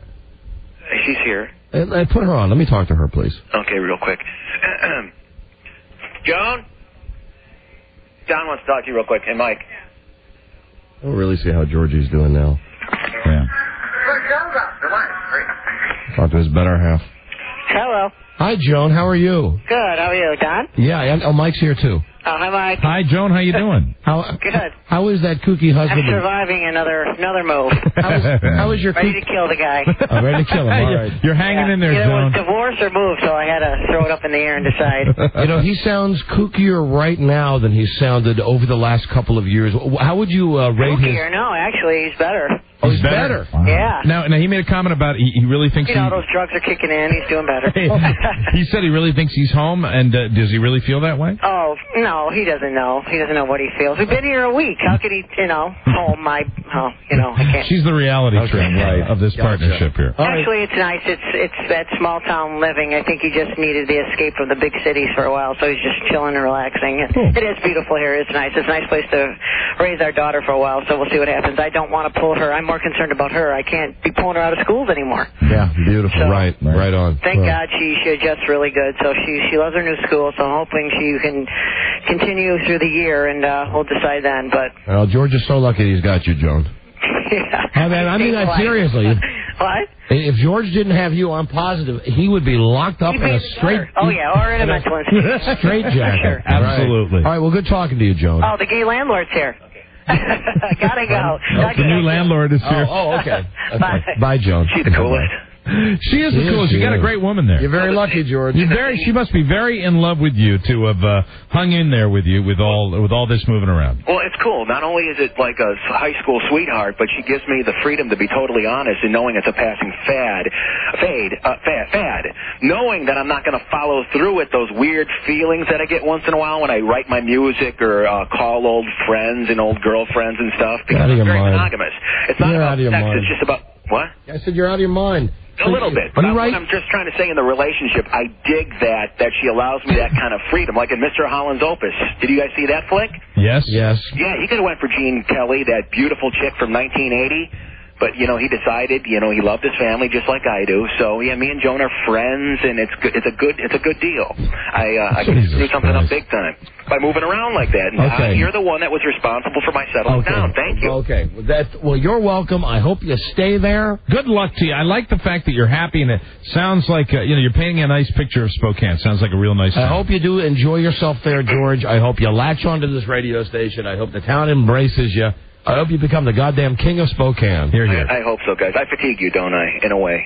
Yo, you definitely fatigue us. Yeah, big time. But I don't mean to, and I don't even want to do my show like that. I know I staccato talk and talk very fast, but I want you to not laugh at me. I want you to respect me. I want you to be proud, Don. I can say without question, I've never been prouder. There you go. Never been prouder than I am right now. You're a good guy, George McFly. You know that. Well, Mike, I think you're the best too, man. I mean, you are. You know, when we worked with you, you are a nice guy, and you know, you got a great wife and a great daughter, and I hope everything works. How many records an hour are they making you play? I'm so lucky. The less, the better. He says. He said if you play more than 6, you're not entertaining. Guys, this is fantastic. I mean, of course, my long-term goal is to be like you guys, where you're totally on all the time. However, my emotions get in the way sometimes. So really? When I get a little down in the dumps, I have bad shows. When I'm celebrating life, I have good shows. You guys are consistent. I haven't learned that yet. I don't know how you turn it on and off like that. All right, George. Okay, listen, glad you're there.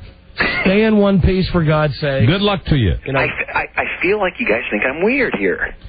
We always think you're weird. That's always normal, George, and accept that. You're talking about the honesty. Accept that. You know, we like you and we think you're weird. Those two can exist very comfortably together. I know. It's just that I put you guys up on pedestals, and yet you worry about me, and that worries me. Okay, George. Whatever. Ladies and gentlemen, join us again when we have these few moments on the analyst's couch. All right, goodbye, George. Bye, guys. Goodbye. I'll try to listen to you in my car if it comes in. Okay, yeah, 790. It comes in. Everybody in Spokane gets it. Oh, I thought it was 97. No, it's 790, George. Okay, very good. I'll see you guys later. Goodbye. Bye-bye, George. Love you, Don. Love you, George. Bye-bye, buddy. Bye, buddy. Bye, guys. Wow. Christ. Good luck. Well, he sounds different than he did before. He does. Yeah, he sounds more wound up. I do believe he hasn't slept for 4 days. That I do believe. Yeah, and I like the little picture he painted of Spokane, and he'll be there for another couple of months. Mm-hmm. Right. I never got out of him how long he thinks he'll be there. Yeah. Yeah. Who knows? How many radio stations are in Spokane? Hopefully he could just stay in the town of Spokane. Sure. And just, be the radio pauper going from radio station to radio station. That can happen sometimes. To radio station. So you got to log a pretty good year at one place to do that. Yeah, okay. You want to make a bet right now. It's October 27th. You want to make a bet that a year from now, well, let me ask, is there anybody in this room who would be willing to bet that in a year from now George is still working at the same station? I would, for only one reason. Why? See, same station, no. Spokane, yes. Same station. Okay, I would take you on the bet of Spokane. Frankly, I would say he'll be in Spokane because I think that in this case, the influence of the daughter is legit. And the reason I don't think it'll last a year is because school's out for summer. Right. You want to bet? Yeah, I'll bet. Okay. I'll bet you won't. Same city, not necessarily same station. City. Okay. Same city. Station. Okay. Robbie, write that down. You got it. We got to have that documented. Absolutely. That next October 27th, we'll check in and see where George is living. I'd like to go on record and say that I made that bet for the entertainment value of the show. And we appreciate it. If I was really wagering, that bet would not have been made. Should be some motivation for George. Absolutely. Stay where the hell you are, man. That's good. Life is good. And it'll motivate him that I'm the one saying, that I think he's going to stay, and you're thinking there's not a chance. That will in his weird, sick, twisted way. Isn't he the kind of? He kind of goes the opposite direction. Yes. It's a very weird thing. As a matter of fact, I might bet you $20 right now that he's going to bust to L.A. by the end of the week. By Friday, he tries to get a job at Power 106. Absolutely. And you heard Joan. He's only been there a week. Yeah, only a week. Yeah. Well, good luck to him. Well, we have people on the phone from Spokane who want to talk about George. Okay, Pat. Hello, Pat. Hello, guys. Hey, buddy. I'm a 50-year resident of this little bedroom community, and it scares the hell out of me that you bastards ran him into Spokane. Come on, he's okay. He'll grow on you. And there's way too many radio stations in Spokane. He could stay here for a while. All right, good. Well, that's good. Well, that's a good sign. Officially, I just want to make sure I say this. Officially, I don't endorse anybody listening to his show. Since we are officially on a competing station in Spokane, I know that our station would appreciate us saying that. I'm sure whatever blah, blah, blah in the morning is on 790 K-Fan is the station you should listen to. Absolutely. So, well, I don't know if he's on the same station that you guys are on here. No, he's not. No, he's on some other. He's on some station that plays a box of records. Oh, okay. All right. But the only thing that may save us here is we do have a chapter of Hell's Angels, and maybe they'll find him and run his butt out of town. All right. Thank you. Hello, Harland. Yeah, hey, Don. Hey, buddy. Mark me down as another person who's not really happy about George being here. We got enough crazy bastards in this town. We don't need him. Okay. All right. I'm just asking the people of Spokane to give him a chance. He's a good guy, even though I know he's crazy. He's wacko. You can tell. He's a good guy. Okay. You can tell. Thank you. Hello. Don and Mike Show. Hi. Hi. Mike? Hi there. Hi. This is Susan. Yes, hi, Susan. You know, I was driving home from work, and I heard George, and on the one hand, I was really scared, but on the other hand, I was really happy, because now I know what I'm going to be for Halloween. Because, man, I'm going to be George McFly. Scare the crap out of anybody. I am very surprised that the reaction is. This is the first time we've gotten this type of reaction to him. I jog early in the morning in the dark, and a lot of times I get scared if I hear something or I see another jogger come out of nowhere. Right. I had that feeling in my chest and my stomach while I listened to him. He is really scary. Wow. Oh my God! That's the third in a row. Okay. Well, sorry about that. He's my friend. I've got to stand by him. Well, you're a good man. Thank you. Goodbye. Okay, bye. I want to tell you something. If George is listening to this right now on the radio, thank God he can't get this station at home. Yeah, really. This is the kind of thing would make him he'd eat lead. Yeah, he's very upset. He was upset about one other time when we were talking about seeing him out in L.A. and we talked about this and very fragile. He's I'm sitting here, waiting to say, and we really don't mean I can't. It's very fragile. Yeah, hello, Don and Mike Show. Oh, yeah, he's brilliant. He sounds like a coked-up freak talking about giving his little girl an enema. Great job, guys! Wow, that's somebody who's not very happy. Why is the great job, guys, thrown our way? Wait, we didn't do anything. We just talked to the guy. Hello. We just talked to the guy. Jesus Christ. Great job, guys. Nice going. Okay, all right. Well, our audience, as you can tell, is very enamored with our friend George McFly. Absolutely. Wow. Great to have George on the show again. All positive. We will be back. This is the Don and Mike Show. Like Huey Lewis in the news? Their early work was a little too new wave for my taste. But when sports came out in '83, I think they really came into their own, commercially and artistically. The whole album has a clear, crisp sound and a new sheen of consummate professionalism that really give the songs a big boost. He's been compared to Elvis Costello, but I think Huey has a far more bitter, cynical sense of humor. In '87, Huey released this, their most accomplished album. I think their undisputed masterpiece is Hip to Be Square. The song's so catchy, most people probably don't listen to the lyrics. But they should, because it's not just about the pleasures of conformity and the importance of trends. It's also a personal statement about the band itself. Hey, Paul!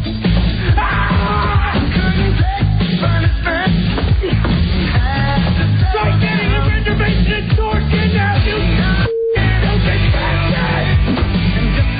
The Don and Mike Show. Please, no back talk. The Don and Mike Show.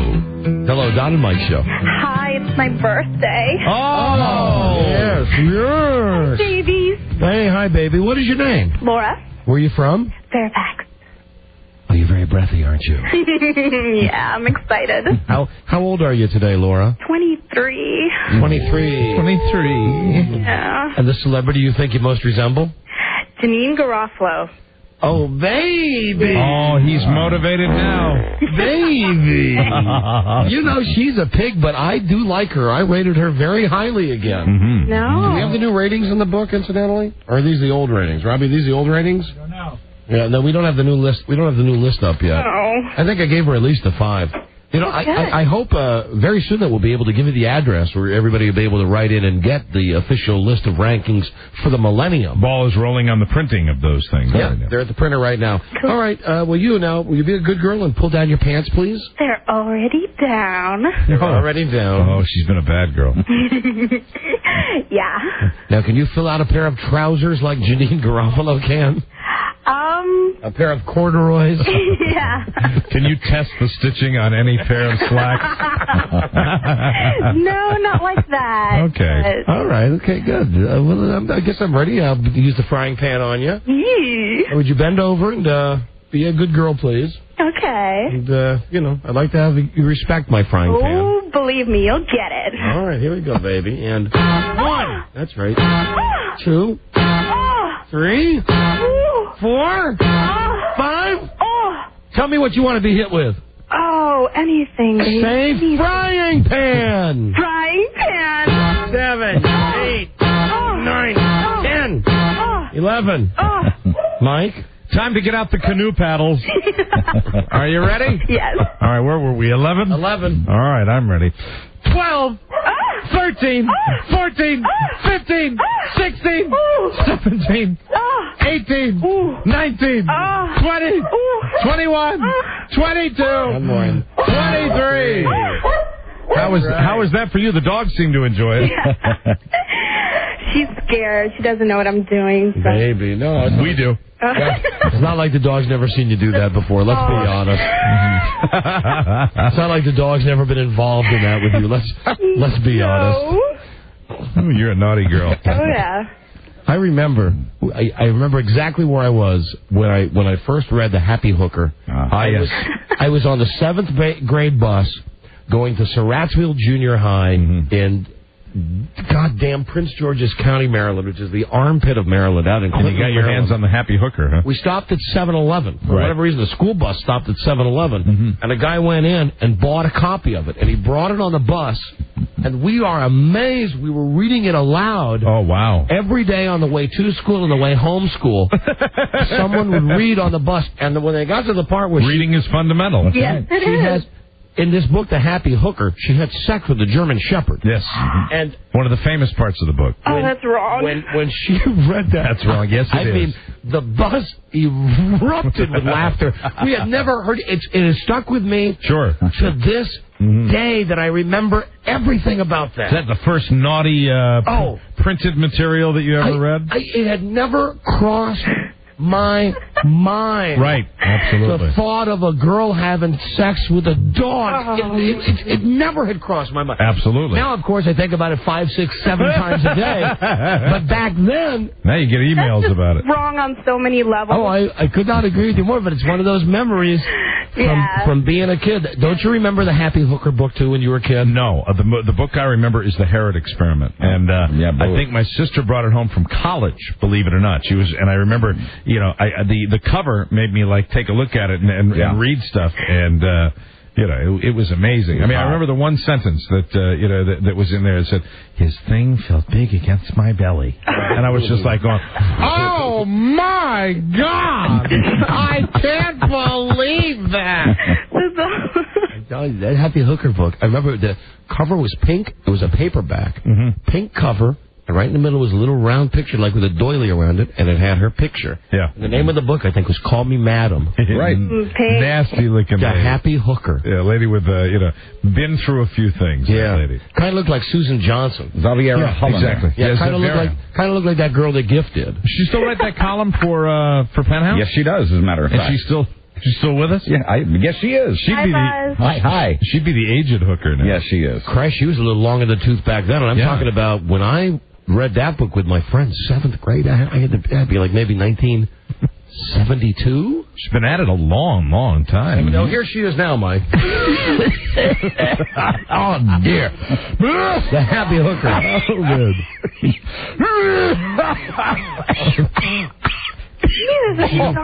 She's going to call out for one of her Johns here. Listen. Hold on, here it is. Oh. John! Calling up for one of her Johns. Thank you. Hey, happy birthday to you. Thank you. Thank you for the call. Thanks. Thank you. Bye. Hi, Don and Mike Show. Hello. What's up, guys? Hey, buddy. Hey, I got an idea. I want to see about getting some help on it from you guys. I want to write a screenplay. I started it for the King of Queens episode, and it's going to feature you guys as guests. All right, goodbye. Hello, Don and Mike Show. You won the bet. The bus leaves at midnight. Is this George again? George again? I tell you what. You know what's funny? Because I went out to the wife's car this time, and I did hear it. People can be so cruel. However, first impressions are hilarious because maybe they didn't hear of anybody on a little bit too much caffeine that just moved from the Midwest with a slightly energetic personality. So a year from now, if they do choose, maybe, hopefully, to get to know me, they'll laugh back and say, God, didn't we think he was weird and crazy? George. But all it was maybe just a little wound, a little... Okay, George, listen, you got to... You got to discount that. Don't even let that enter your head. I want to win. Me, I can't let it go. It was cruel, unusual punishment. What did I say? I'm a good, loving father. Gives his constipated child something to relieve her. Okay, good, loving husband. George, listen. People say cruel things to us every single day on the show. You just got to let it go, man. And I want to win that bet, George. I do like it here. Okay, good. I do like it here very much. All right, well, I hope I lose that bet. I hope you do stay in Spokane a year. Stand tall with me and just at least let me, never mind. All right. Okay. I'm just glad that you got, hey, Don, you did take my side. Mike, thanks for the compliments. What? Do I sound a little bit mellower? What's he talking about? Don took your side and I gave you compliments. What compliments you? No, you just said you don't know George.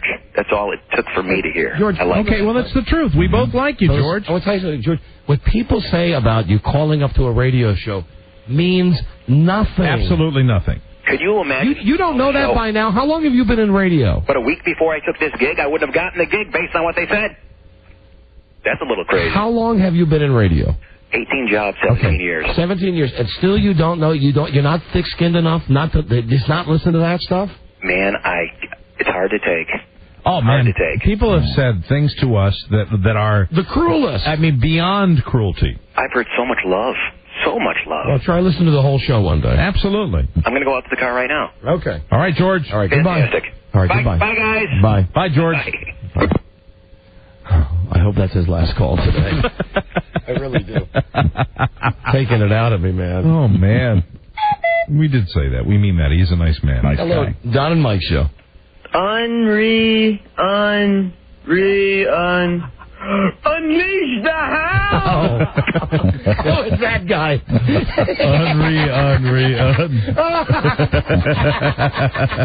That guy.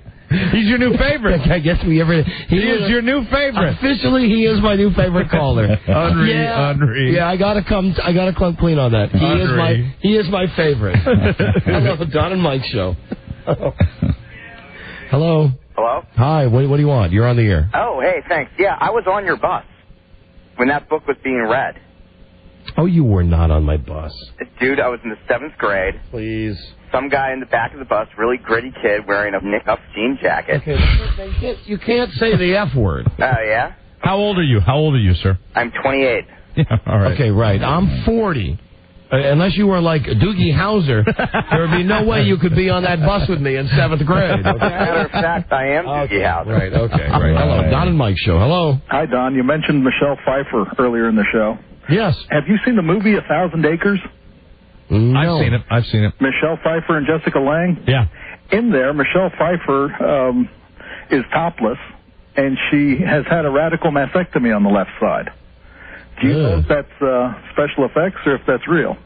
I think it's special effects. Special effects, genius. Thank you, though. What the hell is that? Goodbye. Man, go back to the internet. Hello, Don and Mike show. Man in the moon is smiling 'cause he's in love. Man in the moon is smiling 'cause he's in love with the girl in the world. That's for you, Mike. That was for you, Mike. It's not my guy, though.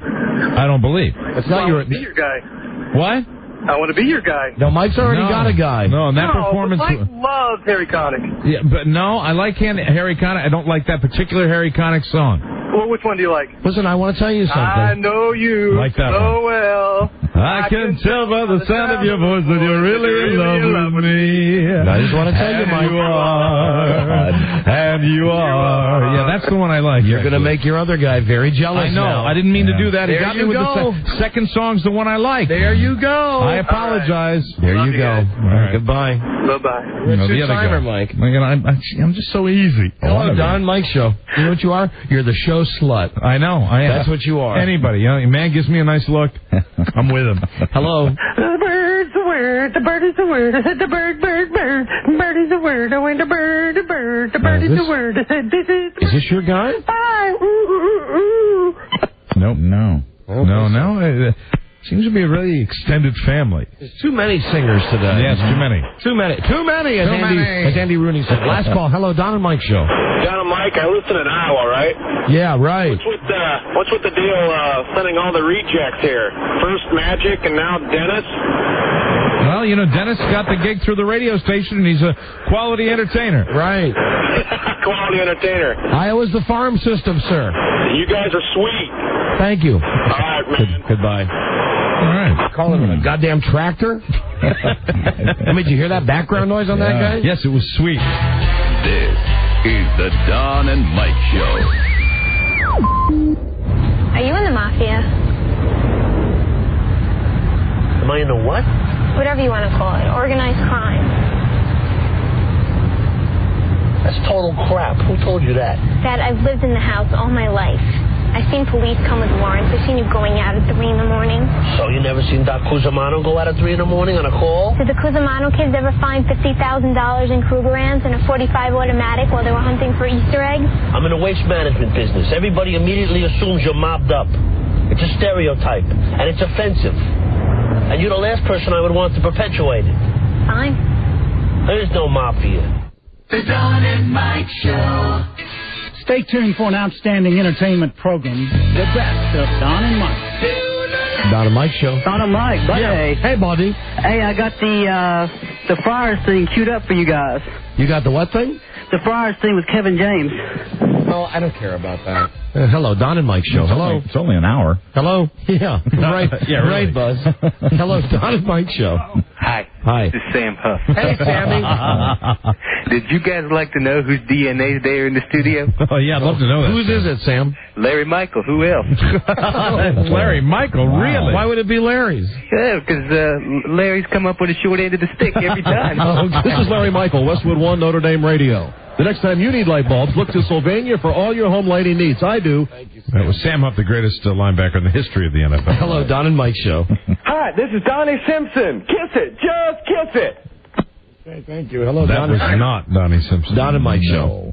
Hey, Don and Mike, I just want to give B. Arthur a shout-out. Shout-out!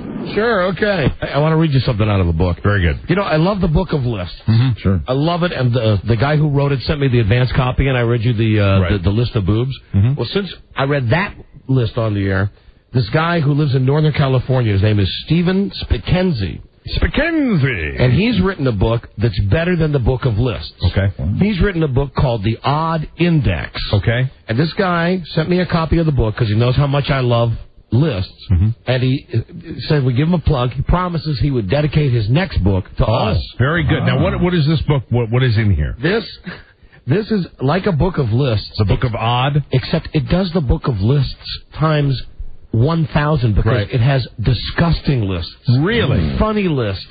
Great lists. I went through and I read part of it this morning before we came in. For instance, this is one of the ones that's not dirty, but I know you'll like this. Mm-hmm. This guy went through Three Stooges movies. Oh, really? And he noted every time in a movie that one of them hits the other one.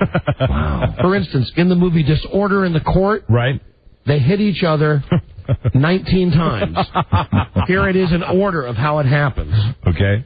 Mo pokes Curly in the eyes with his index and middle fingers. Mo slaps Larry in the face. Curly falls backwards out of the witness stand. Larry shoots a cello bow arrow into the court reporter's mouth using the cello strings as his bow. Curly slams himself in the belly with a cello. Larry removes a guy's toupee with a violin bow.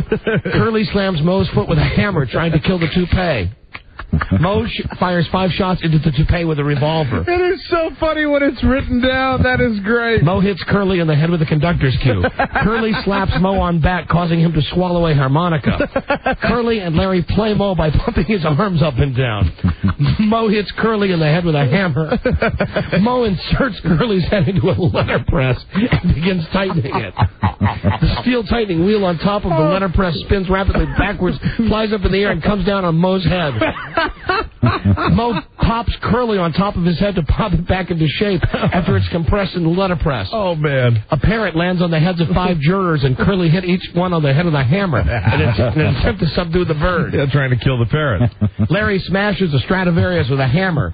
Mo instructs Curly to grab his own ear, and then he drags him around as Curly holds onto his ear, making a convenient handle with his arm. And finally, Curly soaks everybody in the courtroom with a fire hose. Yeah. That's a good list. That is a a terrific list. And that's not even one of the really great ones. Oh, that is fantastic. I mean, really, who would have thought? I mean, you list all the acts of violence in the Three Stooges movie. Funny. Okay, Eddie Murphy, Delirious. Mm-hmm. Now, is this the one where he had the red suit on? The really funny movie? Oh, yeah. Is it Delirious? The one where he says, I know I think so. The leather suit. Hey, Fred, I would know that you want... I think that's it. Okay.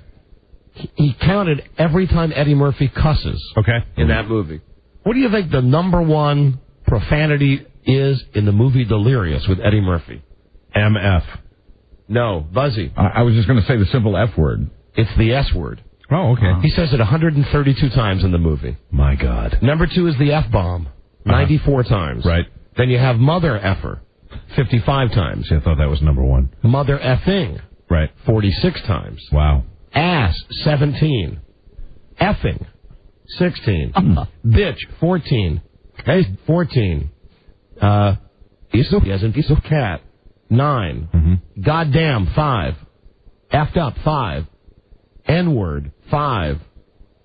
Faggot, 4. Bull S, 1.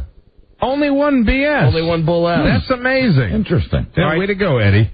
Then he says, let's compare that to his movie Raw. Okay. That was the one after Delirious. Right. What do you think the number one expletive was in the movie Raw? F. Buzz. Gee, I'll say S. Yes, he loves S. He loves S. 103 S's. Oh, still getting it up over, 100. Right. Number 2, again, is F. 92 times. Mother effer, number 3. He's very consistent. He is. It seems to be, the same writing. And it follows pretty much all the way through. Total expletives for both movies. Oh, good. 921. Hey, all right, bring it home for the kids. Love that. God, I mean, I remember that was a big source of controversy when that movie came out. It was. The knock on Eddie was that that's all he was doing. Bill Cosby gave Eddie Murphy a hard time for the profanity in his concerts. Okay, hold on, let me see. Now, this is not a funny list, but a list that we can definitely use on this show. Okay. IQ list. This is really the list that tells you how smart you are. All right. If your IQ is 141 or higher, you're a genius. If you're 111 to 140, you're superior. 91 to 110 is normal. 81 to 90, dull. And that is the definition that they give you. Dull. You're dull. We got a few dull people around here. Borderline is 71 to 80. And when they say borderline, I mean you're borderline like out of it. Forrest Gump. See, now we always had thought because Forrest Gump has an IQ of 75 that he was a moron. But officially he's borderline because to be a moron, technically your IQ has to be 51 to 70. 51 to 70. If you're 26 to 50, you're classified as an imbecile. Okay. And if you're 0 to 25, officially you're an idiot. You're an idiot. So they actually use those words. Yeah. Imbecile. You imbecile. You idiot. So imagine that. We've been using moron as the worst form of intellectual harassment when actually imbecile and idiot are much better put down. And speaking of Three Stooges, they used to use those words in the Three Stooges shorts all the time. Remember when we took the IQ test here, Charlie Broyhill was the clear winner. I mean, going away winner. Yeah, it was a shocker. Frightened all of us. And I know one guy, Rob Spiewak, who still is upset about that. Sure. Freaked out. The fact that Broyhill had a higher IQ than he did. That was very, very scary for Rob. Here's a list. What's a rematch? Here's a list. 25 euphemisms for alcohol. 25 euphemisms for alcohol. Good. Okay? All right. And a lot of these I bet you haven't heard before. All right. Bitch's wine. I haven't heard that one. Bug juice. Coffin varnish. Cold coffee. Colorado Kool-Aid. Dutch courage. Embalming fluid. Jungle juice. Mexican milk. Nanny goat sweat. Panther pig sweat. Sif maker. Potato soup. Prairie dew. Prune juice. Shampoo. Snake juice. Snake poison. Squaw strip me naked. Tarantula juice. Tiger sweat. Tonsil bath. Witch. Man. Wow. I never heard of any of those. Man, prairie juice. No booze or hooch. Yeah, I mean, where's booze? Oh, they didn't make the list. I guess it wasn't weird enough. Then he's got a whole section about girls and guys who are naked in movies. Really? And it says it does better than the book The Bare Facts that we read one day on the air. Let me see. Everybody from Kim Basinger to Kirstie Alley. Oh, here's one for you. This is the one I want to select to read to you. Kathy Bates is naked in a movie. She is. All right. Oh, my. Hey, Buzz, I didn't know you felt that way about Kathy Bates. That's right. The movie's called At Play in the Fields of the Land. Yeah, I think I've heard of that movie. 1991. Okay? Let me see. She won an Academy Award for playing Annie Wilkes in the movie Misery. She appeared in several respected films. However, in the movie At Play in Fields of the Lord, total frontal nudity for Kathy Bates. So really? So if you're doing nothing this weekend, you get an extra hour because you put the clocks back. You sure you got that movie right? Because I thought it was another movie. What'd you think it was? Free Willy. Let me see. Corbin Burnson, Valerie Bertinelli, Linda Blair. Alyssa Milano? No, I don't see her. Damn. Jamie Lee Curtis. Tyne Daly. Oh, right. Nude? Yep. Really? Let me see. 10 years before her breakthrough as Mary Beth Lacey, Tyne Daly appeared in a little-known movie about an impotent husband who hires a gigolo to keep his young, voluptuous wife satisfied. This has to be one of the roles that Tyne Daly is sorry she accepted, but for her fans it is noticeable because she is topless 7 times in the film. And they said that she was his young, voluptuous wife. She's described as young. 1973. Really? I was going to think maybe when The Wizard of Oz was made. The movie is called The Adulteress. You want to look for it? Susan Day. Yeah, she's been nude a lot. Patty Duke.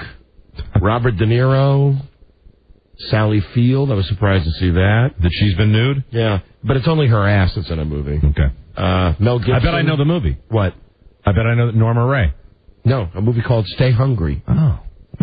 She was in a bra in Norma Ray. Didn't they go skinny dipping in Norma Ray? And you saw the guy's butt. You never see her butt. You see that guy. What's that guy's name? That guy. That actor. We always do this with that guy. What's that guy? The guy's got the big face. He's the big face guy. Huge nose. Yeah. Who is that guy? Oh, and he was married to somebody famous too. I don't know. Okay. Somebody will know that. That's what's great about doing this show. That's right. We talk really. You want to talk about low IQs? Don and I do that like 2 absolute idiots. We'll get somebody that'll call in and know. What's that guy's name? Christ. It's not Judd Hirsch. No. Hello, Don and Mike Show. Good afternoon. I was just calling regarding the topic they're discussing right now. Right. And I heard Mike mentioned Alyssa Milano. He seemed to be upset that she wasn't in that book. Yes. Well, actually, there is a movie that she is. My Jerry, the movie. Thank you. Robbie, you got the guy's name? Is it Ron Liebman? Yep. That's him. That's him. Thank you, Robbie. Married to somebody famous, and I forgot who. This is the Don and Mike Show. Hey, Bill, how are you? Tommy, get over here. I haven't seen you in 6 years. How you doing, Billy? Jesus Christ almighty. You terrific. How you feel? Watch this suit. Watch the suit, you little frick. Hey, I know you all my life. All right, good. You're getting too big on me now. Don't go busting my balls, Billy, okay? Hey, Tommy, if I was going to break your ball, I'd tell you to go home and get your shine box. This kid was great. They used to call him Spit Shine Tommy. I swear to God. He'd make your shoes look like mirrors. Excuse my language. He was terrific. He was the best. And he made a lot of money, too. Salud, Tommy. No more shines, Billy. What? I said no more shines. Maybe you didn't hear about it. You've been away a long time. They didn't go up there and tell you. I don't shine shoes anymore. Relax, will you? For crying out, what's got into you? I'm breaking your balls a little bit, that's all. I'm only kidding with you. Sometimes you don't sound like you're kidding. You know, there's a lot of people around. I mean, I'm only kidding with you. We're having a party. I mean, I just came home. I haven't seen you in a long time, and I'm breaking your balls, and right away you're getting fresh. I'm sorry. I don't mean to offend you. I'm sorry, too. It's okay. No problem. Okay, salud.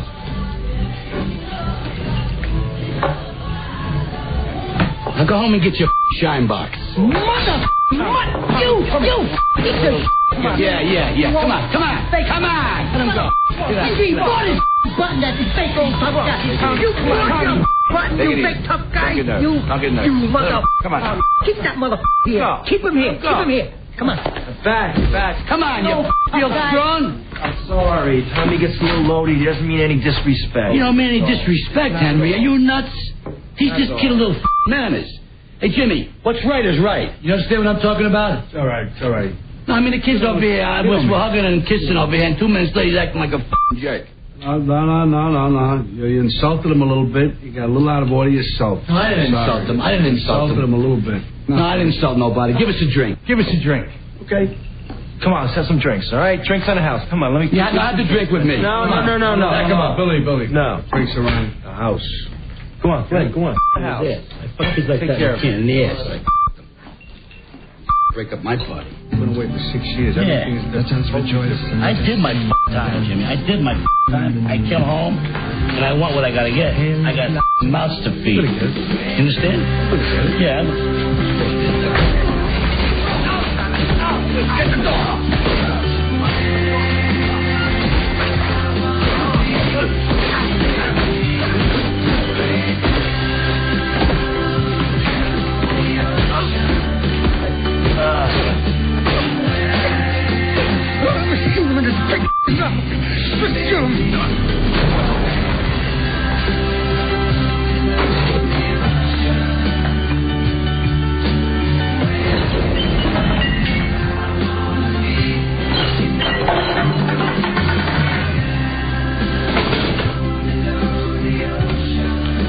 Must enter my shoes. Oh, Crew's gonna be looking for him. Bad. What are we gonna do with him? We can't just dump him on the street. Don't worry. I know a place upstate. I'll never find him. Come on, let's get some more tablecloths. How do I get blood on your floor?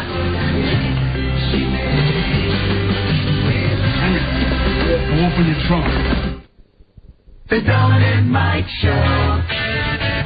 A lifestyle-oriented program, The Don and Mike Show. John Lennon, naked in movies. I didn't see that. Rob Lowe, Madonna, Rob Morrow, Suzanne Summers, Sissy Spacek, Sylvester Stallone. Jack Palance. Sylvester Stallone, it's his porno movie. It's, yeah, oh, that's right. A party at Kitty and Studs, in which he's totally nude throughout the film. Yo, I'm here to deliver your pizza. It's available for rental and has achieved cult status. Hey, I'm the stud, and we're having the party at Kitty's house. Yo. Okay, here you go.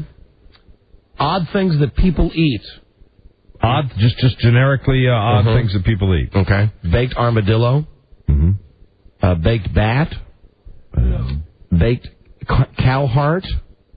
The Chinese eat bear's paw stew, in which a bear's paw is cut into chunks and simmered in a pot with ham, chicken, and sherry. Norwegian people enjoy beef blood pudding. Oh, that's gross. The French enjoy beef udder pot roast. The Hawaiians enjoy broiled puppy. Oh. Puppies are broiled flat over hot coals and served with sweet potatoes. Oh. Broiled puppy. The Japanese enjoy broiled sparrows. Oh, man. Well, you know. Indonesian people enjoy coconut cream marinated dog. Ah! Well, that's not as bad as the puppies. Let me see. The French enjoy cow brain fritters. Now, see, that's the French know how to make everything taste good. Let me see. The French enjoy... You want to rethink that, Mike? The French enjoy fish sperm crepe. Fish sperm is baked in crepes with mushrooms, butter, and cheese. Oh, man. Hungarians... I bet that's hard to swallow. Hungarians... I bet you could find some on the walls here. The Hungarians enjoy fried calf's head. Well, all right. I know you've heard of this before. The Chinese like fried grasshoppers. This one they attribute to Americans. You know, on that list, I would love to know what everybody would try. You know, would you try? Is there? You know, there are a few things on the list I would certainly try. I would try a grasshopper. I think I've eaten on the radio before, like chocolate insects. Insects have been covered in chocolate. I don't think I would. I don't think I'd eat the insects, but I'd certainly try the bat. You know, but I would not try the puppy. This one they give Americans credit for. Fried turkey testicles. I've eaten those. The gonads are coated with breadcrumbs and fried in olive oil or butter. I ate some kind of testicle. I don't know. The French enjoy... That didn't sound good. That didn't really sound good. I was... Were we at the same restaurant when they served that, or was I on vacation? I think I might have been in Arizona. I don't know. But they said it was some sort of testicle. Here, Mike, here's a good one for you from the Irish. Okay. Your people. Yes. Pig's face and cabbage. Pig's heads are part of, they would boil a pig's head in Irish. The face is baked with seasonings and served with boiled cabbage. Nice face. Let me see. Pork testicles and cream. Shark's fin soup. The Ghanaian people enjoy stewed cat in which a cat is fried in peanut oil and butter and simmered in a pot with red peppers. I'd eat that. The French enjoy stuffed calf's eyes. I'd eat eyes. Let me see. Stuffed cow spleen. Chinese enjoyed sun-dried maggots. Now they're... Oh, God! That's right. Maggots are dried in the sun and eaten as a snack or a side dish with a meal. This is a theme show today. Yeah. Oh, my God. I feel that queasy feeling again.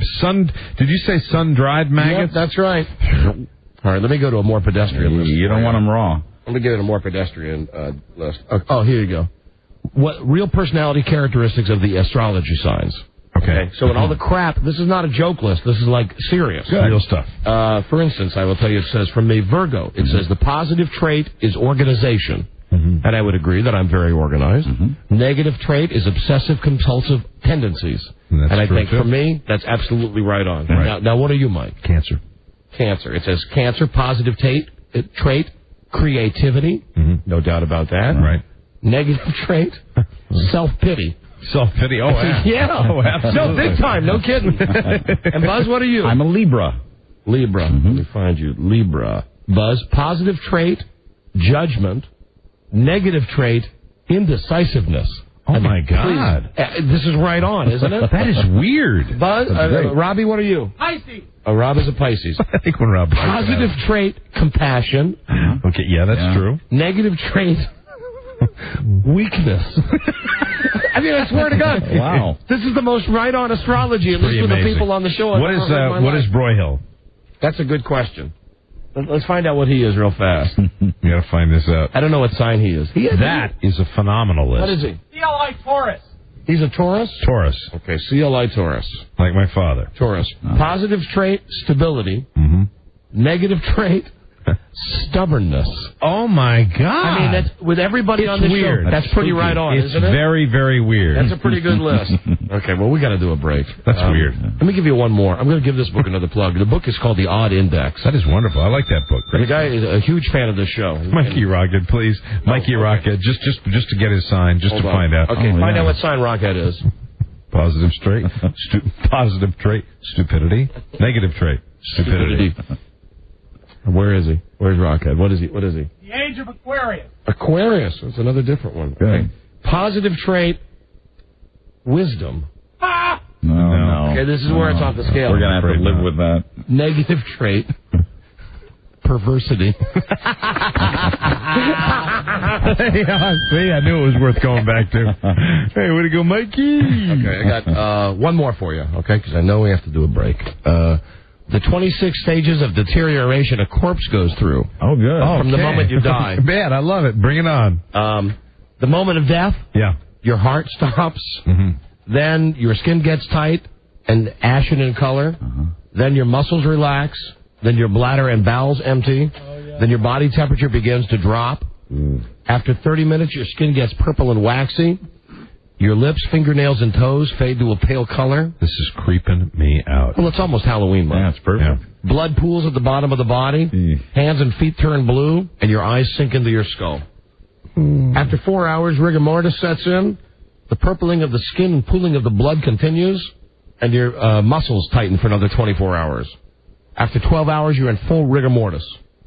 After 24 hours, the body is now the temperature of the surrounding environment. In males, after 24 hours, your semen dies. Your head and neck are now a greenish-blue color. Then the greenish-blue color spreads to the rest of the body, followed by a pervasive smell of rotting meat. God. And the face of the person is essentially no longer recognizable. This is after 24 hours. Really? Not recognizable. After 3 days, the gas in the body tissues forms large blisters. Good. The whole body begins to bloat and swell. Fluids leak from the mouth, nose, vagina, and rectum. I don't want to die. And after 3 weeks, Mike, when you're really in the ground, skin, hair, and nails are so loose they can easily be pulled off the corpse. Skin bursts open in many places on the body. And decomposition continues until the body is nothing but a skeleton. A process that can take a month in hot climates.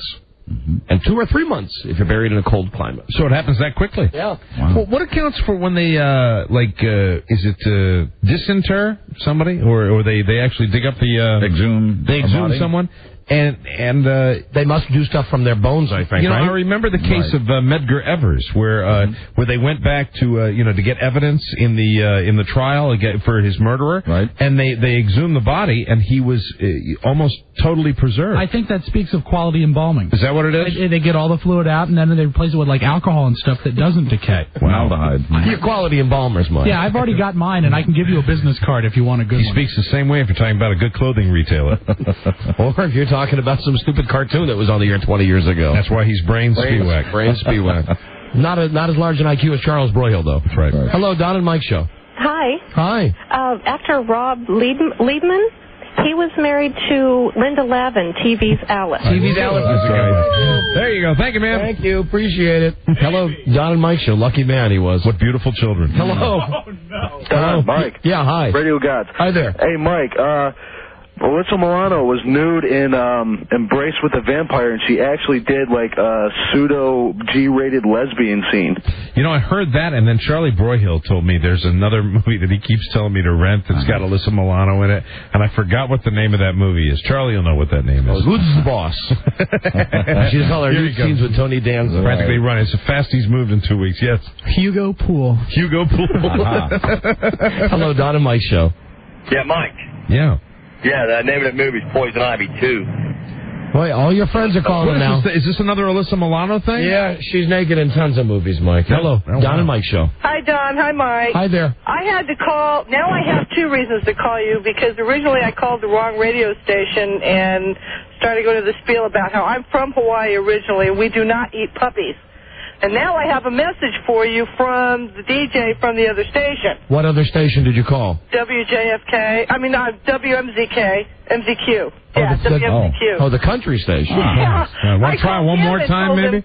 Well, I called him and told him we don't eat puppies in Hawaii, and he was like, what are you talking He about? probably thought you requested some stupid country song. Hey, that's coming up by Lean Greenwood. We don't eat puppies in Hawaii. Oh, we don't eat puppies in Hawaii. Well, now he has a message for you. Yes. He said to tell you that he's Puerto Rican and they fat Irish guys. But anyway, that's... What? I don't know. What, ma'am? You know, you just hung up. God. I really don't know. The best. Wow. Don't know. MZKQCD. This is the Don and Mike Show. Richard, what were you doing? Going over some documents. Where are they? Jeez, I don't see them. They're in my briefcase. I thought you were getting pizza. They were closed. How could you be reading documents when they're in your briefcase? That's... Couldn't tell you. Richard, who's your favorite little rascal? Alfalfa? Or is it Spanky? Thinner. Richard Hayden? Tommy. So where's my dad? I thought he was going to meet me at the airport. He was at the airport this morning, but you weren't on the plane. He said he had a surprise for me. Maybe. I guess you should have called. I did call earlier when using the phone. Earlier, when was that? Or later, when then I left a message. A message? What number did you call? 249-5-6-7-8. I can't hear you. You're trailing off. And did I catch a niner in there? Were you calling from a walkie-talkie? No, it's cordless. Here's the way I see it, Dad. Guy puts a fancy guarantee in a box because he wants you to feel all warm and toasty inside. Yeah, makes a man feel good. Of course it does. Why shouldn't it? You figure you put that little box under your pillow at night, the guarantee fairy might come by and leave a quarter. Am I right, Dad? What's your point? The point is, how do you know the fairy isn't a crazy glue sniffer? Build a model airplane, says the little fairy. Well, we're not buying it. He sneaks into your house once, that's all it takes. Next thing you know, there's money missing off the dresser and your daughter's knocked up. I've seen it 100 times. But why do they put a guarantee on the box, then? Because they know all they sold you was a guaranteed piece of shit. That's all it is, isn't it? Hey, if you want me to take a dump in a box and mark it guaranteed, I will. I got spare time. But for now, for your customer's sake, for your daughter's sake, you might want to think about buying a quality product from me. Okay, I'll buy from you. Alex! What? I don't like you. Probably never will. You're a smug, unhappy little man, and you treat people like they were idiots. The Don and Mike Show. Stay tuned for an outstanding entertainment program, the best of Don and Mike. Hey, buddy. Hey, did you guys get a load of that Regis show last night? I did, and I thought it sucked. That is about a waste of airtime that I've ever saw in my life. I love game shows. I love all game shows. I really do. I love watching game shows. That is the most tedious exercise in pathetic game show lore you have ever seen. To be a millionaire. Is that your final answer? And then I'm going to have to, because I don't know that Baghdad is the capital of Iraq. I need to call my brother, Timmy. I had to call my brother-in-law. That's so lame. All right, this is Rich and Chico. I'm signing off. Thank you, Rich. It was so horrible. I feel out of the loop because normally I'm all things TV, but I forgot to watch the show last night. I was so disappointed because I was almost going to call you at the end of the show just to say, was that the worst thing you've ever seen? It was so... The big problem is all game shows should move at a fairly quick pace. That's the whole thing. Like Jeopardy. Jeopardy, say what you will about Jeopardy, moves at a very fast pace. Wheel of Fortune, moves at a decent pace. It's got its system.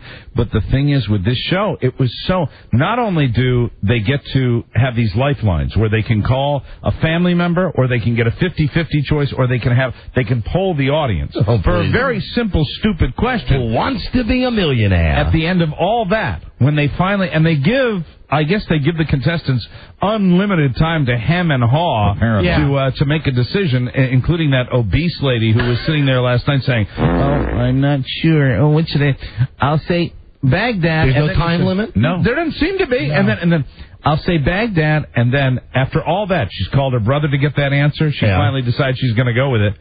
Is that your final answer? It's like, shut up! What is the result? Yeah, he says fine. He asks every time if it's the final answer. Oh, sucks. And a sneaking suspicion that Regis is really not capable because, Absolutely. At the end of any game show, it says, and it's best like on the match game, portions not affecting the outcome have been edited from this program. Right. The disclaimer last night, I taped it because I didn't get home in time, so I'm reading I wish we had that luxury on this show. Portions not affecting the outcome of this show. Well, if we didn't like something, we could go back and redo it. But, Don, that would be impossible because every show is perfect. I guess you're right, Mike. Thank you. And incidentally, today's ratings are in. Thus far, we've only been on the air 10 minutes. Yeah. Right. Yeah. Perfect job, Mike. Same to you, Don. Perfect job. Great job. Congratulations, boys. Thank you. Call us at UsReOKDodo. But at the end, the disclaimer read, portions not affecting tonight's game have been edited and or recreated. Yeah, I'm sure. There are a couple of moments. It is a very tightly edited show. You can tell, and you can tell that there are moments when Regis had cranial cramp where they had to come back in. Can I take that again, please? This music is driving me crazy. Yeah, just little bits of Regis sneaking through there, just frightening and don't belong. Yeah, but the total last night, on the $1 million show was $8,000. That's when they said, "We're out of time. You'll have to come back to see if she'll be a millionaire." Who wants to be a disappointment? I can't believe I forgot to watch that. It was so awful. I mean, it really was. And it wasn't awful because Regis was screwing up. It was awful because the game moves so slow. Painfully. You like to really get the results of something like this, but I need a lifeline. And then, they go to the audience, and, you see the audience. No wonder the show is a huge hit in Britain, right? Like one of the things, like, what is a trawler? What type of transportation is a trawler? Is it a boat, a plane, a train, or a car? Now, a trawler, I think most people know, is a boat. Right. And so they go to the audience, and you got... You just ruined it for me. I was really thinking about that. Maybe I should call my brother Jim and ask him what he thinks. If he's not busy having my mom arrested today. So they go to the audience, they have this poll, and the audience is, kind of divided on this thing, and it's ridiculous. It sucked. It did. It's so totally sucked. I can't believe I didn't watch it. Instead, I watched the Karen Carpenter Real Hollywood Story. Well, you'll get to come back tonight and see if it sucks as bad. And when I was watching the Karen Carpenter story last night, I guess that the Carpenter's estate, or which one of them is still alive? Richard Carpenter's still alive. I guess he didn't cooperate with the special. John is still alive. Because they didn't give a lot of footage of the Carpenters to use in the story. Right. So a lot of it was that reenactment stuff. Norm is still alive. Who is Norm Carpenter? Oh, it's Norm Abrams from This Old House. What was a Carpenter? Oh, Carpenter. Oh, right. Oh, shut up. I just threw a pen at you. The guy doing all the grunt work. He's a very skilled carpenter. I got it. Okay, I'm with you. Okay. Tremendously skilled carpenter. Yeah, it's been a long time since you've made me throw a pencil at you. Congratulations, Mike. Thank you. See what you made me do? Now look at you. See how you make me hurt you? Hey, Bob, we're going to make some cabinets today. I'm Bob Vila. I'll be doing nothing while Norm is up on the roof. You seen the commercial for Bob Vila for non-alcoholic beer? No, I have not. Where it's Bob Vila at a karaoke bar? Bob Vila is somebody who's like a poster child for needing alcohol. Bob Vila. He's singing a song about redoing your house. Right. Yeah. He's singing? He's singing. Oh, my God. Yeah. Wow. It's one of those awful Coors commercials. You know, they let Norm now on the This Old House Classics. I think they run them on HGTV. Right. They're on the weekend Sundays, and they let Norm do some of the promos. They do a lot of the setups, and they shouldn't do that. They really should. Should always shoot Norm from a side angle, because I think Norm has the Vish teeth. You know, he's got his own show. He's got his own little cabinetry show. Right. The Yankee Wood Shop or something like that. Yeah, where he makes cabinets. He's got Vish fingers, man. He has Scott the Dwarf-like fingers, if you've ever seen a real close-up of his hands. Absolutely. And I'm very fortunate that he's got all of those fingers, too. You know a commercial I hate, a Coors commercial I hate more than the Bob Vila commercial? Have you seen the commercials with John Elway? It's not so much John Elway as it is Dan Patrick sucking his ass. Yeah, talking about John Elway and, what do you expect me to drink? I never gave it a thought, a-hole. I don't even get mad at that. I mean, that's fine for John Elway. Do your ad for the beer commercial. But Dan Patrick... It's like 30 seconds of Dan Patrick saying, he's the greatest football player ever. He did everything. He threw for everything. Right. Who is he? He's the man whose left gonad I'm husking on right now. Oh, God. Mr. John Elway. I don't know how he could have any respect for himself. I hate that. Dan Patrick, I mean, not John Elway. There should be really almost legislation that all beer commercials, no matter good or bad, but they should all be humorous. They should not be serious. I don't think making a serious, like when you have August Bush come out and talk about his family, that's not. It's not good. It's not American. It's some goddamn PC thing that around the time when those commercials were really funny, when you had John Madden bursting through walls and stuff. Classic. It was around that time that John Madden started to get some bad PR. Right. Because people said, hey, John Madden shouldn't be endorsing drinking. And ever since then, the beer commercials have gone down, down, down in quality. They're just not funny anymore. That's right. They should all at least strive to be funny and no more serious beer commercials. I think serious beer commercials are an incredible waste of time, almost as much as Who Wants to Be a Millionaire. I will tell you now, though. Oh, we have more calls. Hold on a second. Hello, Don and Mike Show. Hello. Hi, is this Who Wants to Be an Us OK Dodo? Right on. Hello, sir. Yeah, I wanted to see if you knew the name of the other show that gave away $1 million one time. The other show that gave away $1 million. There was another game show one time that gave away $1 million. I mean, was it a classic game show or was it like a contrived new? Who was the host? Jim Dating Game Lang. Jim Lang, I have no idea. Brains, you got an idea on this one? Show. It was an NBC. It was an afternoon show on NBC. What was it? $1 million chance of a lifetime. It was just, yeah. How long was it on? 5 minutes? Probably. All right. That's how long Regis' show is going to be on. Right. Hello, Don and Mike Show. Hello. Hello? Hello there.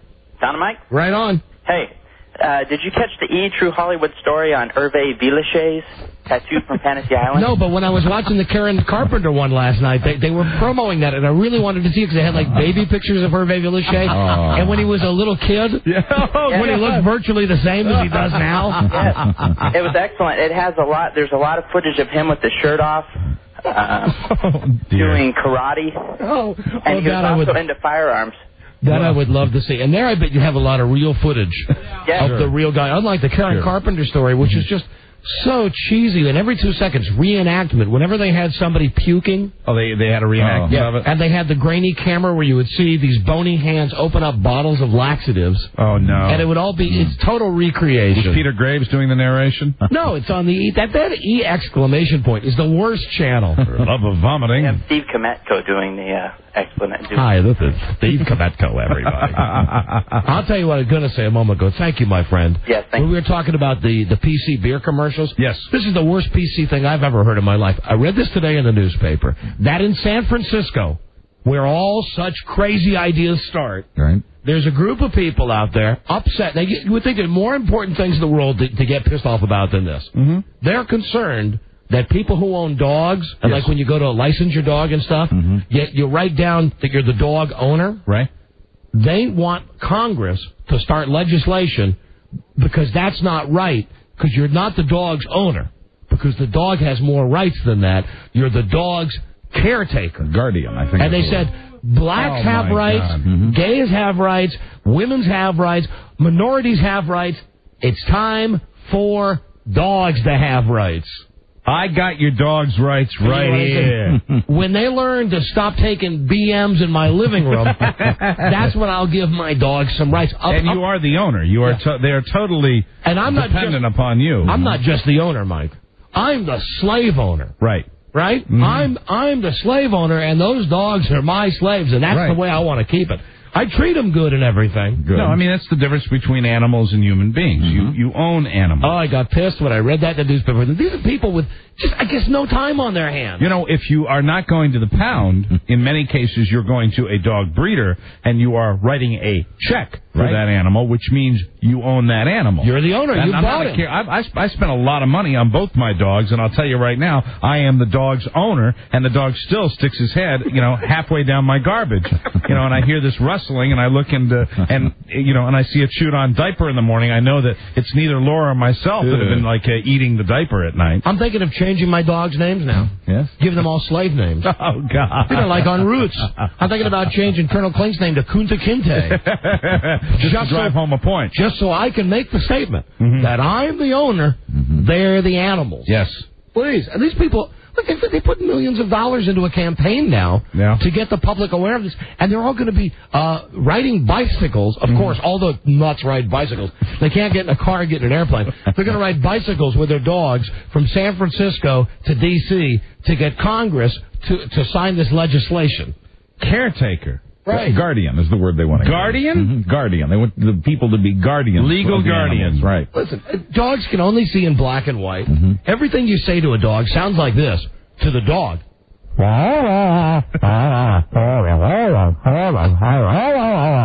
Please.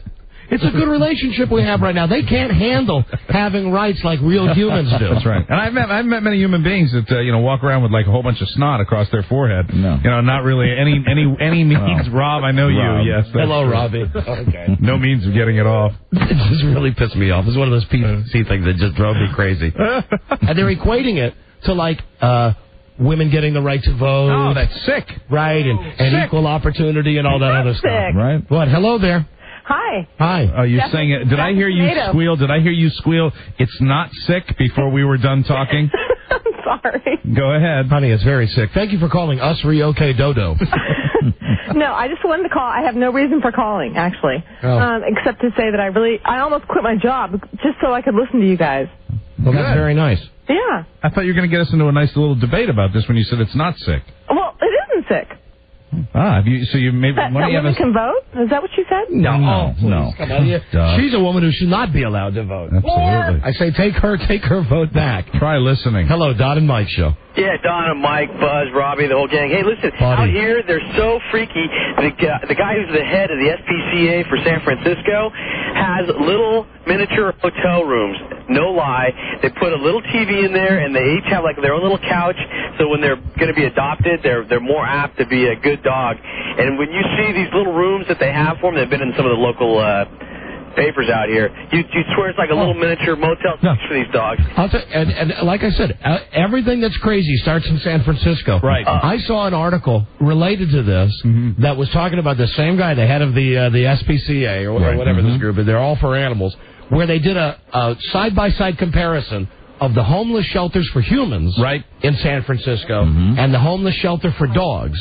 And the dogs, like this guy says, they got little beds, they eat hot dogs, they get TVs turned on. Meanwhile, homeless people are sleeping on the ground. Like a big room with cots, right? Right. Sure. Oh, it's ridiculous. Hey, I would stay in one of these rooms. I mean, if they had a good deal on them. Goddamn, they're nice. I mean, it's a joke, these little bedwetting liberal guy that this guy's doing this. It's a joke. All right, thank you, my friend. Hold on. I fancy myself as a liberal. Don't stick those people on me, please. Here is my liberal bedwetting wife. Hello, honey. You know that Bart and I will be bicycling with our friends, our dogs. Right, the dogs that we own.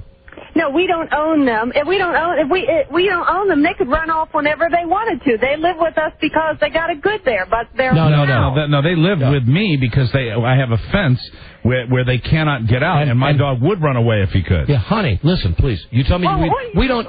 You tell me we don't own them, and you put that inhuman electric fence collar on our nice dog Kunta Kinte. We don't own them. I take him walks, and I take him off the leash all the time. He comes to me out of choice. He could eat me if he wanted. Clink's big. Honey, I'm changing his name from Colonel Clink to Kunta Kinte. Sugie, you don't own them any more than you own me. I own that dog. I own you. I own you, baby. You're my property. We stay with you out of pity. The dog's in us. We've all discussed it. Did you buy your dog? Yes, of course we did, Mike. Okay, then you own it. No, I didn't. I paid to register. No. Well, no. Hold on. You bought Clink and you bought Max.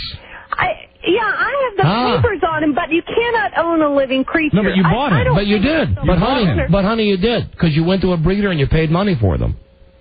Yeah, you know what I still don't think those dogs. Own them. Listen, I love those dogs, but please, they don't have any rights. Those dogs are property, just like my couch. Yeah. Just like my television set. You purchased it. Just like my satellite dish. You wrote a check for the dog. You could throw away your television set or your couch. I could throw away my dog if I wanted to. So could I. You couldn't hurt them. Oh, yes, I could. You'd be arrested. I don't want to, but I could. And I could throw them away. I could throw you away if I felt like it. I can't hear you, boo-boo. I said I could throw you away if I felt like it. I didn't think you'd kill me. All right. When you have okay, maybe you do own them. So when we revolt tonight, you'll know why. What? I said when we revolt, when you are murdered in your sleep by your loving family and your dog. Listen, honey, hold on a second. This is getting very ugly. Listen. Who loves those dogs more than me? Nobody. As a matter of fact, how many times do I hear this complaint when my wife comes to bed at night? That I'm talking so nice to the dogs that when she comes in the room, she gets no sweet talk because I've wasted all my sweet talk on the dogs. I love the dogs, but let's be honest, they're animals. They're animals. They are animals, but you can't own them because they could run away if they wanted to. Honey, we own them. They're our property. All animals could run away if they weren't restrained. Honey, we are. Your TV and your couch can't run away. We are dog owners. We're not caretakers. No. We're dog owners. Inanimate objects you can own. Inanimate objects don't have any You own anything that you pay for. Why can't you just be on my side in anything? The dog. Why can't you just be on my side? I just can't be a good wife. Be a good, obedient wife. No, and I've told you we're having a New Year's Eve party with dogs invited because in the next millennium, animals are going to be treated better than they are in this millennium. If you didn't own the dogs and you're saying they could wander away, that would mean you would never acquire a dog. A dog would simply one day wander into your yard and then you would become its caretaker. Honey, you bought the dogs. No, just like a child could run away if it wanted. And you could buy a child if you wanted to on the black market, and then you would own the child. And when a child is too young to understand, you restrain it. Yeah, you put it in a car seat or in a playpen. Honey, listen, you own the child. Please, you're making yourself out to be one of these kooks. Well, you really are. You're a very bright woman, but right now you're unraveling, honey. They're dogs. They're animals. If we were hungry, we'd eat them. They are animals. They have feelings. They are sentient beings. I love those dogs, but I own those dogs.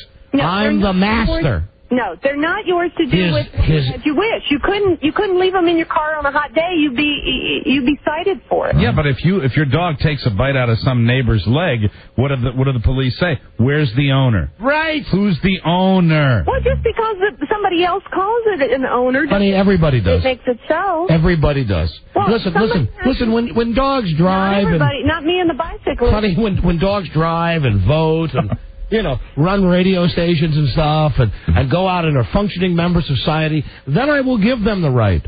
You don't own children, and they can't do all that. And caretakers are people that look after other people's houses that own the house.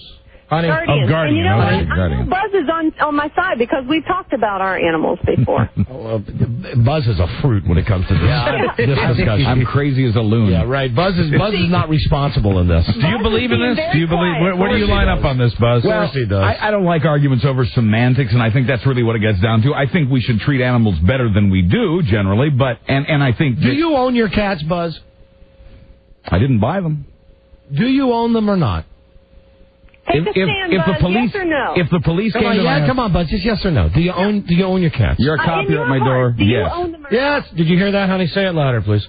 If you're a cop and you're at my door, my answer is yes. Not a cop. If you're in your heart, to you, are you their owner or their guardian? In my heart, I'm their guardian. There you go. Well, listen, why is this such a big deal? I love my dogs. I love them very much. But let's be honest, I'm the human and they're the animal. I own them. Honey, you could get the same stupid argument for your plants. Your plants are living things. Well, should your plants have rights? I'll keep my plant opinions to myself because then I do kind of go off the deep end. I'll lose any credibility. Really? Do you talk to your plants?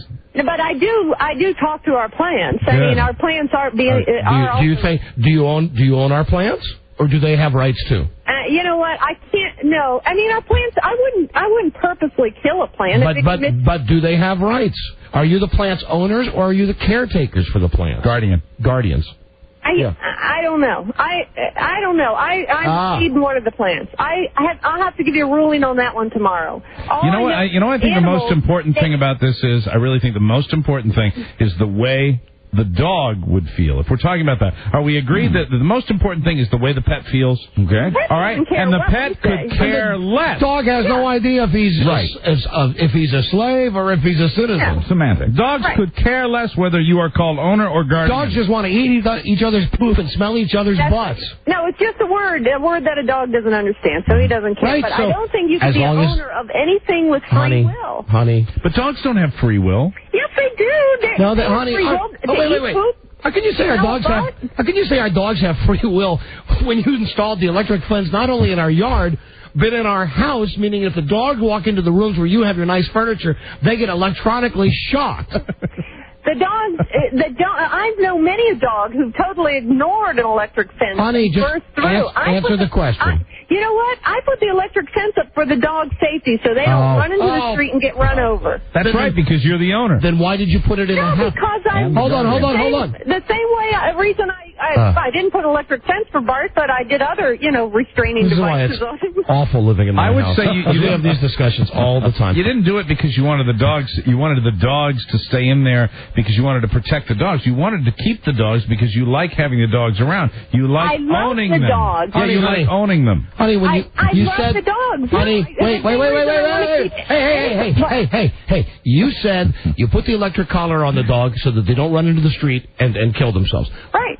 Why did you put the electric collar in the house then? Why did you put it so the dogs can't go in the living room? No. So the dogs can't go in the basement? To protect the cat because... you got an answer for everything. Listen. It's the truth. Honey. I have an answer because they're true answers. I need another slave name, please, because I need that name to change my dog Max's name. Rob Spiewak. The only slave that I know off the top of my head is Kunta Kinte. Who's another one from Roots? Gone with the Wind had Big Sam and Mammy. Okay. Thanks for the help, Rob. Let's be a little careful here, okay, guys? Also from Roots, Chicken George was one from Roots. I like that. That's better than Mammy. Okay. Chicken George. Okay. Listen, everybody's helping it out now. Good. I'm just making a political statement. I understand That's why I want to give my dogs slave names because I'm the owner. Good for you. You go ahead and do that. I'm the owner. All right. The dogs probably think of you as their slave, and that would be more accurate, because we feed them, we take them to the doctors, we serve them. They probably think of us as their servants. All right, honey. Love you. All right, love you too. Love you. See you. Goodbye. Bye. You know what I got to do? I just got to take every radio out of my house. I really do. This is the Don and Mike Show. Nobody! Who is Nero? Nobody! Who is Jack the Ripper? Nobody! Who's the swiniest swine in the world? Captain Hook! Captain Hook! Who's the dirtiest dog in this wonderful world? Captain Hook! Captain Hook! Captain of villainy, murder and loot, eager to kill and hate, who say that my hook isn't cute. It's cute. Who's the slimiest rat in the pack? Captain Hook! Captain Hook! Who's unlovable, who's unlivable, whose existence is just unforgivable, who would stoop to the cheapest and lowest of tricks in the book. Whiny, whiny,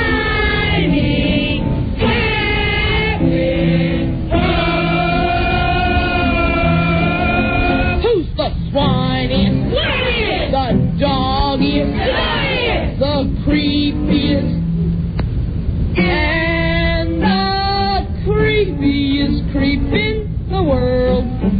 Stand it up! Stand it up! Who's unsensible, reprehensible, whose behavior is just indefensible, whose the crawling is cruel, is crummy, is crooked, is crook. What a prize! What a joy! Mrs. Hook's little baby boy. The bird of the sea. Just little old me.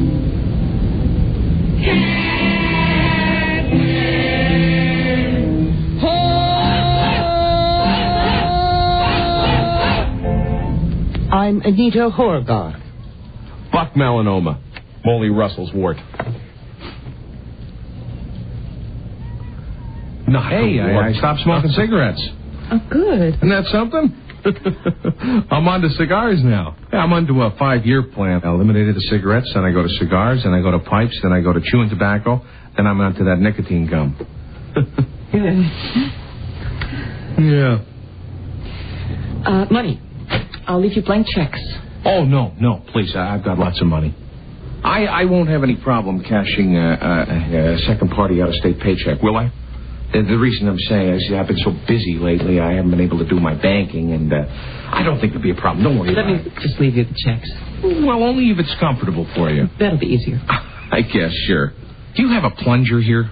While I'm thinking of these things for the morning, you know, my plumbing is just so bad. Well, of course, yours is good plumbing here, right? Yeah, I would imagine. Yes, don't worry about it. You know, everything will be fine.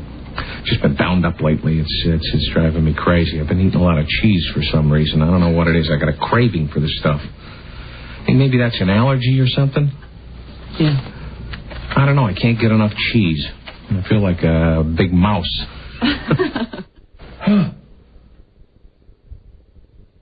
The Don and Mike Show. They will make your ovaries rock hard. Don and Mike. Sometimes when she calls in, just really sets me off, man. It really does.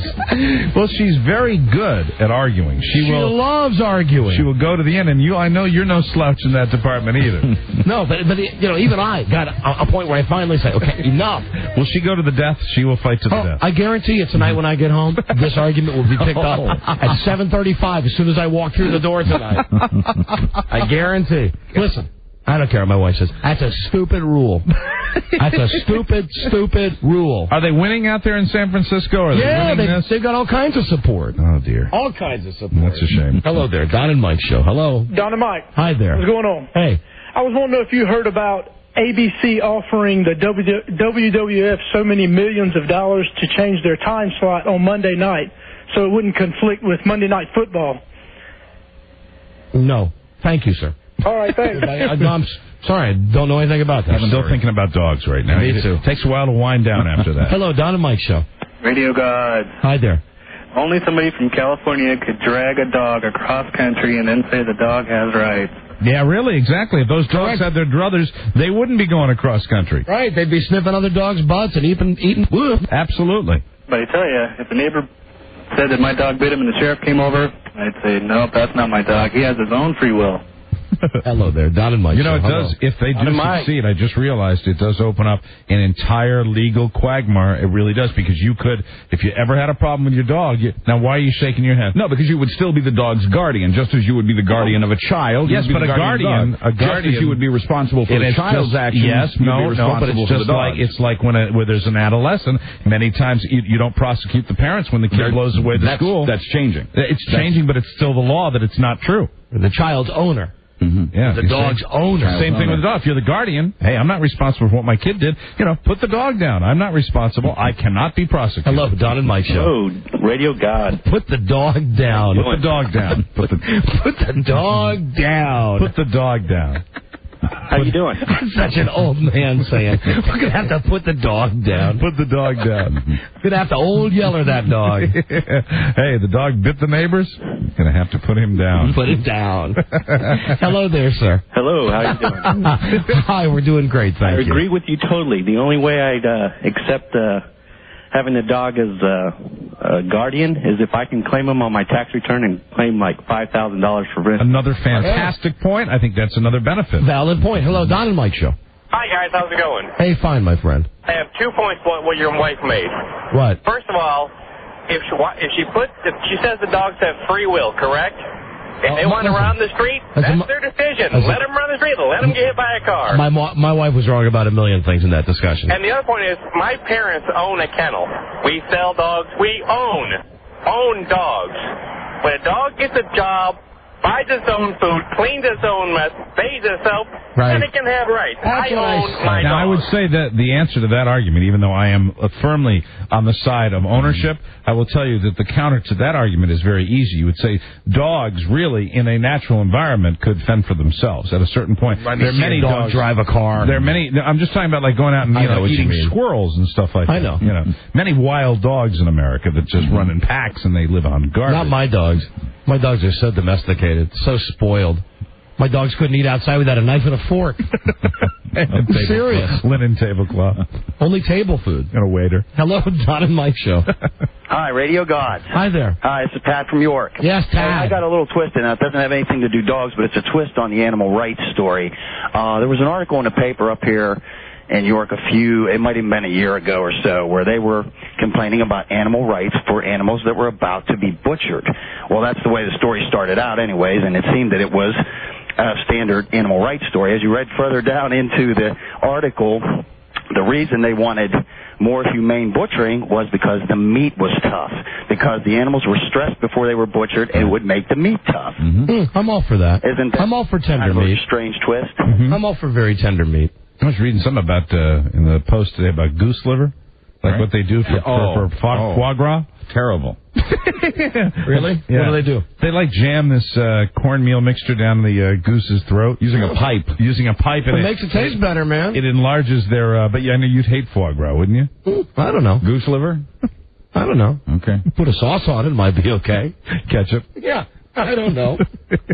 My wife is such a nut, though, about that stuff. Sometimes my wife, when we're driving down the road, especially when we go to the Eastern Shore, when we see all those chickens in the back of a truck, right? My wife will she actually start crying when we're driving down the road, and she'll say, "We can't ever eat chicken again." I said, "What are you talking about?" She goes, "Chicken." She really starts bawling and stuff. Part of life. Yeah. Part of reality. I said that's what they're here for. When Carrie was out of town last time, she was stuck behind a pig truck for a while, and she came home and she said, "I'll never eat pork again." I said, "That's all right. Keep buying it. It'll get at." But it's the same thing. Girls. That's right. Silly girls. It's very sad when they have to put those pigs down. Silly girls. Hey, we got to eat, man. We walk on 2 feet. We walk erect. Right. We drive cars. We figure out situations, man. I'm sorry. We're the eaters. We farmed off all of our nasty business of that kind to packing houses and slaughterhouses, and we don't see it. In the old days, you had to rip the head off the animals and skin it and eat it right there. I love eating animals. Damn, I love it. South Korea, of course, they eat dogs. In fact, right now the lawmakers there are debating whether or not to re-legalize the eating of dogs in South Korea. Sounds good, Buzz. I'd love a poodle sandwich. Yeah, it had to be a poodle, didn't it? Well, sorry about that, Mike. Hold on, one more call. Let's go to a guy. Here's a guy in San Francisco right now. Hello, Rack. Yeah, hey, Don and Mike, how you doing today? Hello, Rex. Yeah, I am a 32-dog-year-old Labrador, and really the whole crux behind this thing isn't so much, What did you just say? Hold it. What did you say? What did it mean? What was your joke? Explain your joke. What was joke that? is that he's going to pretend he's a dog. It's the whole leash law thing now. So now the Rex, Wait, hold on. 32 years Rex. It can determine whether or not to be on a leash now, I guess, right? Because I don't have enough dogs in my front yard as it is.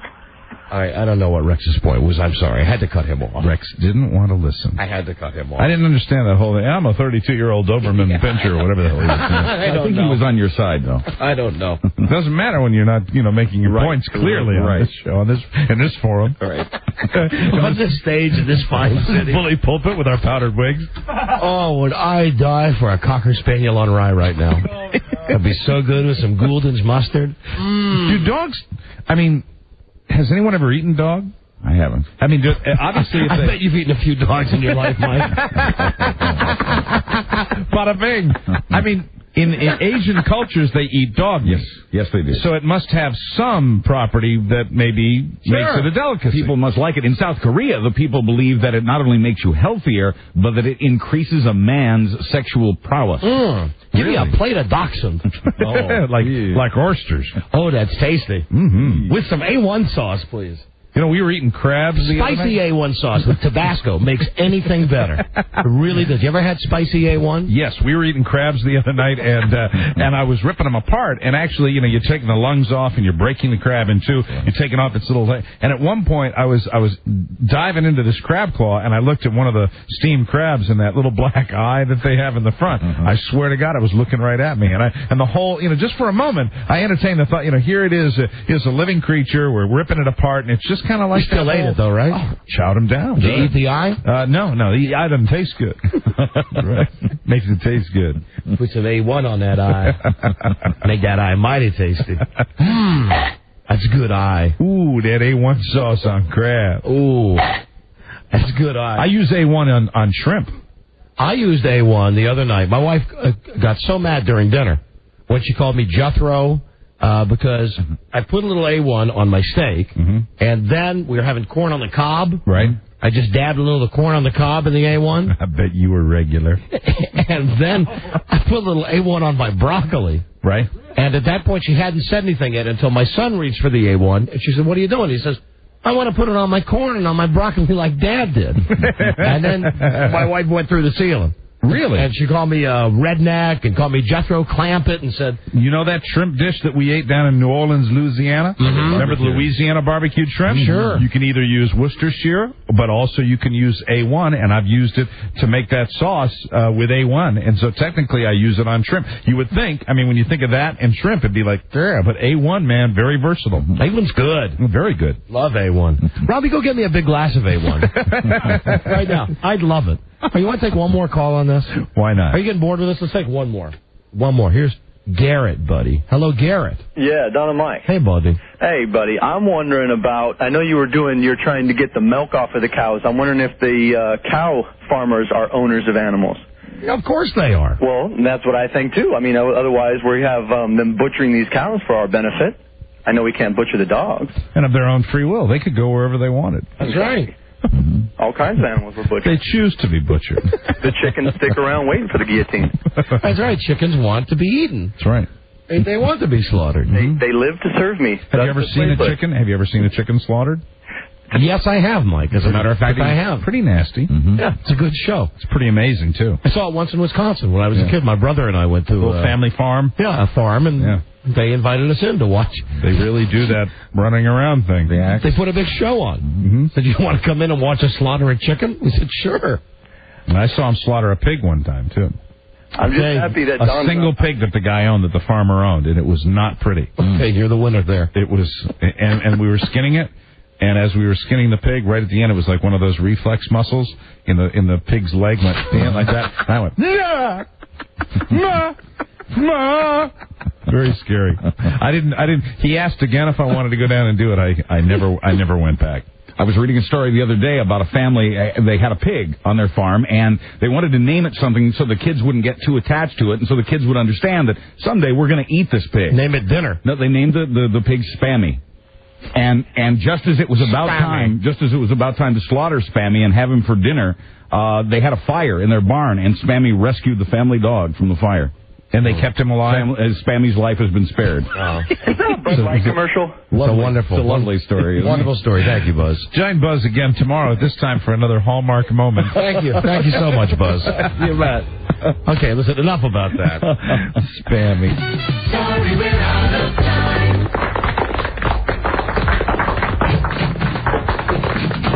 Till we meet again, this is Sammy Davis Jr. saying, be kind. Be nice, and I hope the next performer has the pleasure of having as nice an audience as you've been tonight. And let me leave you swinging.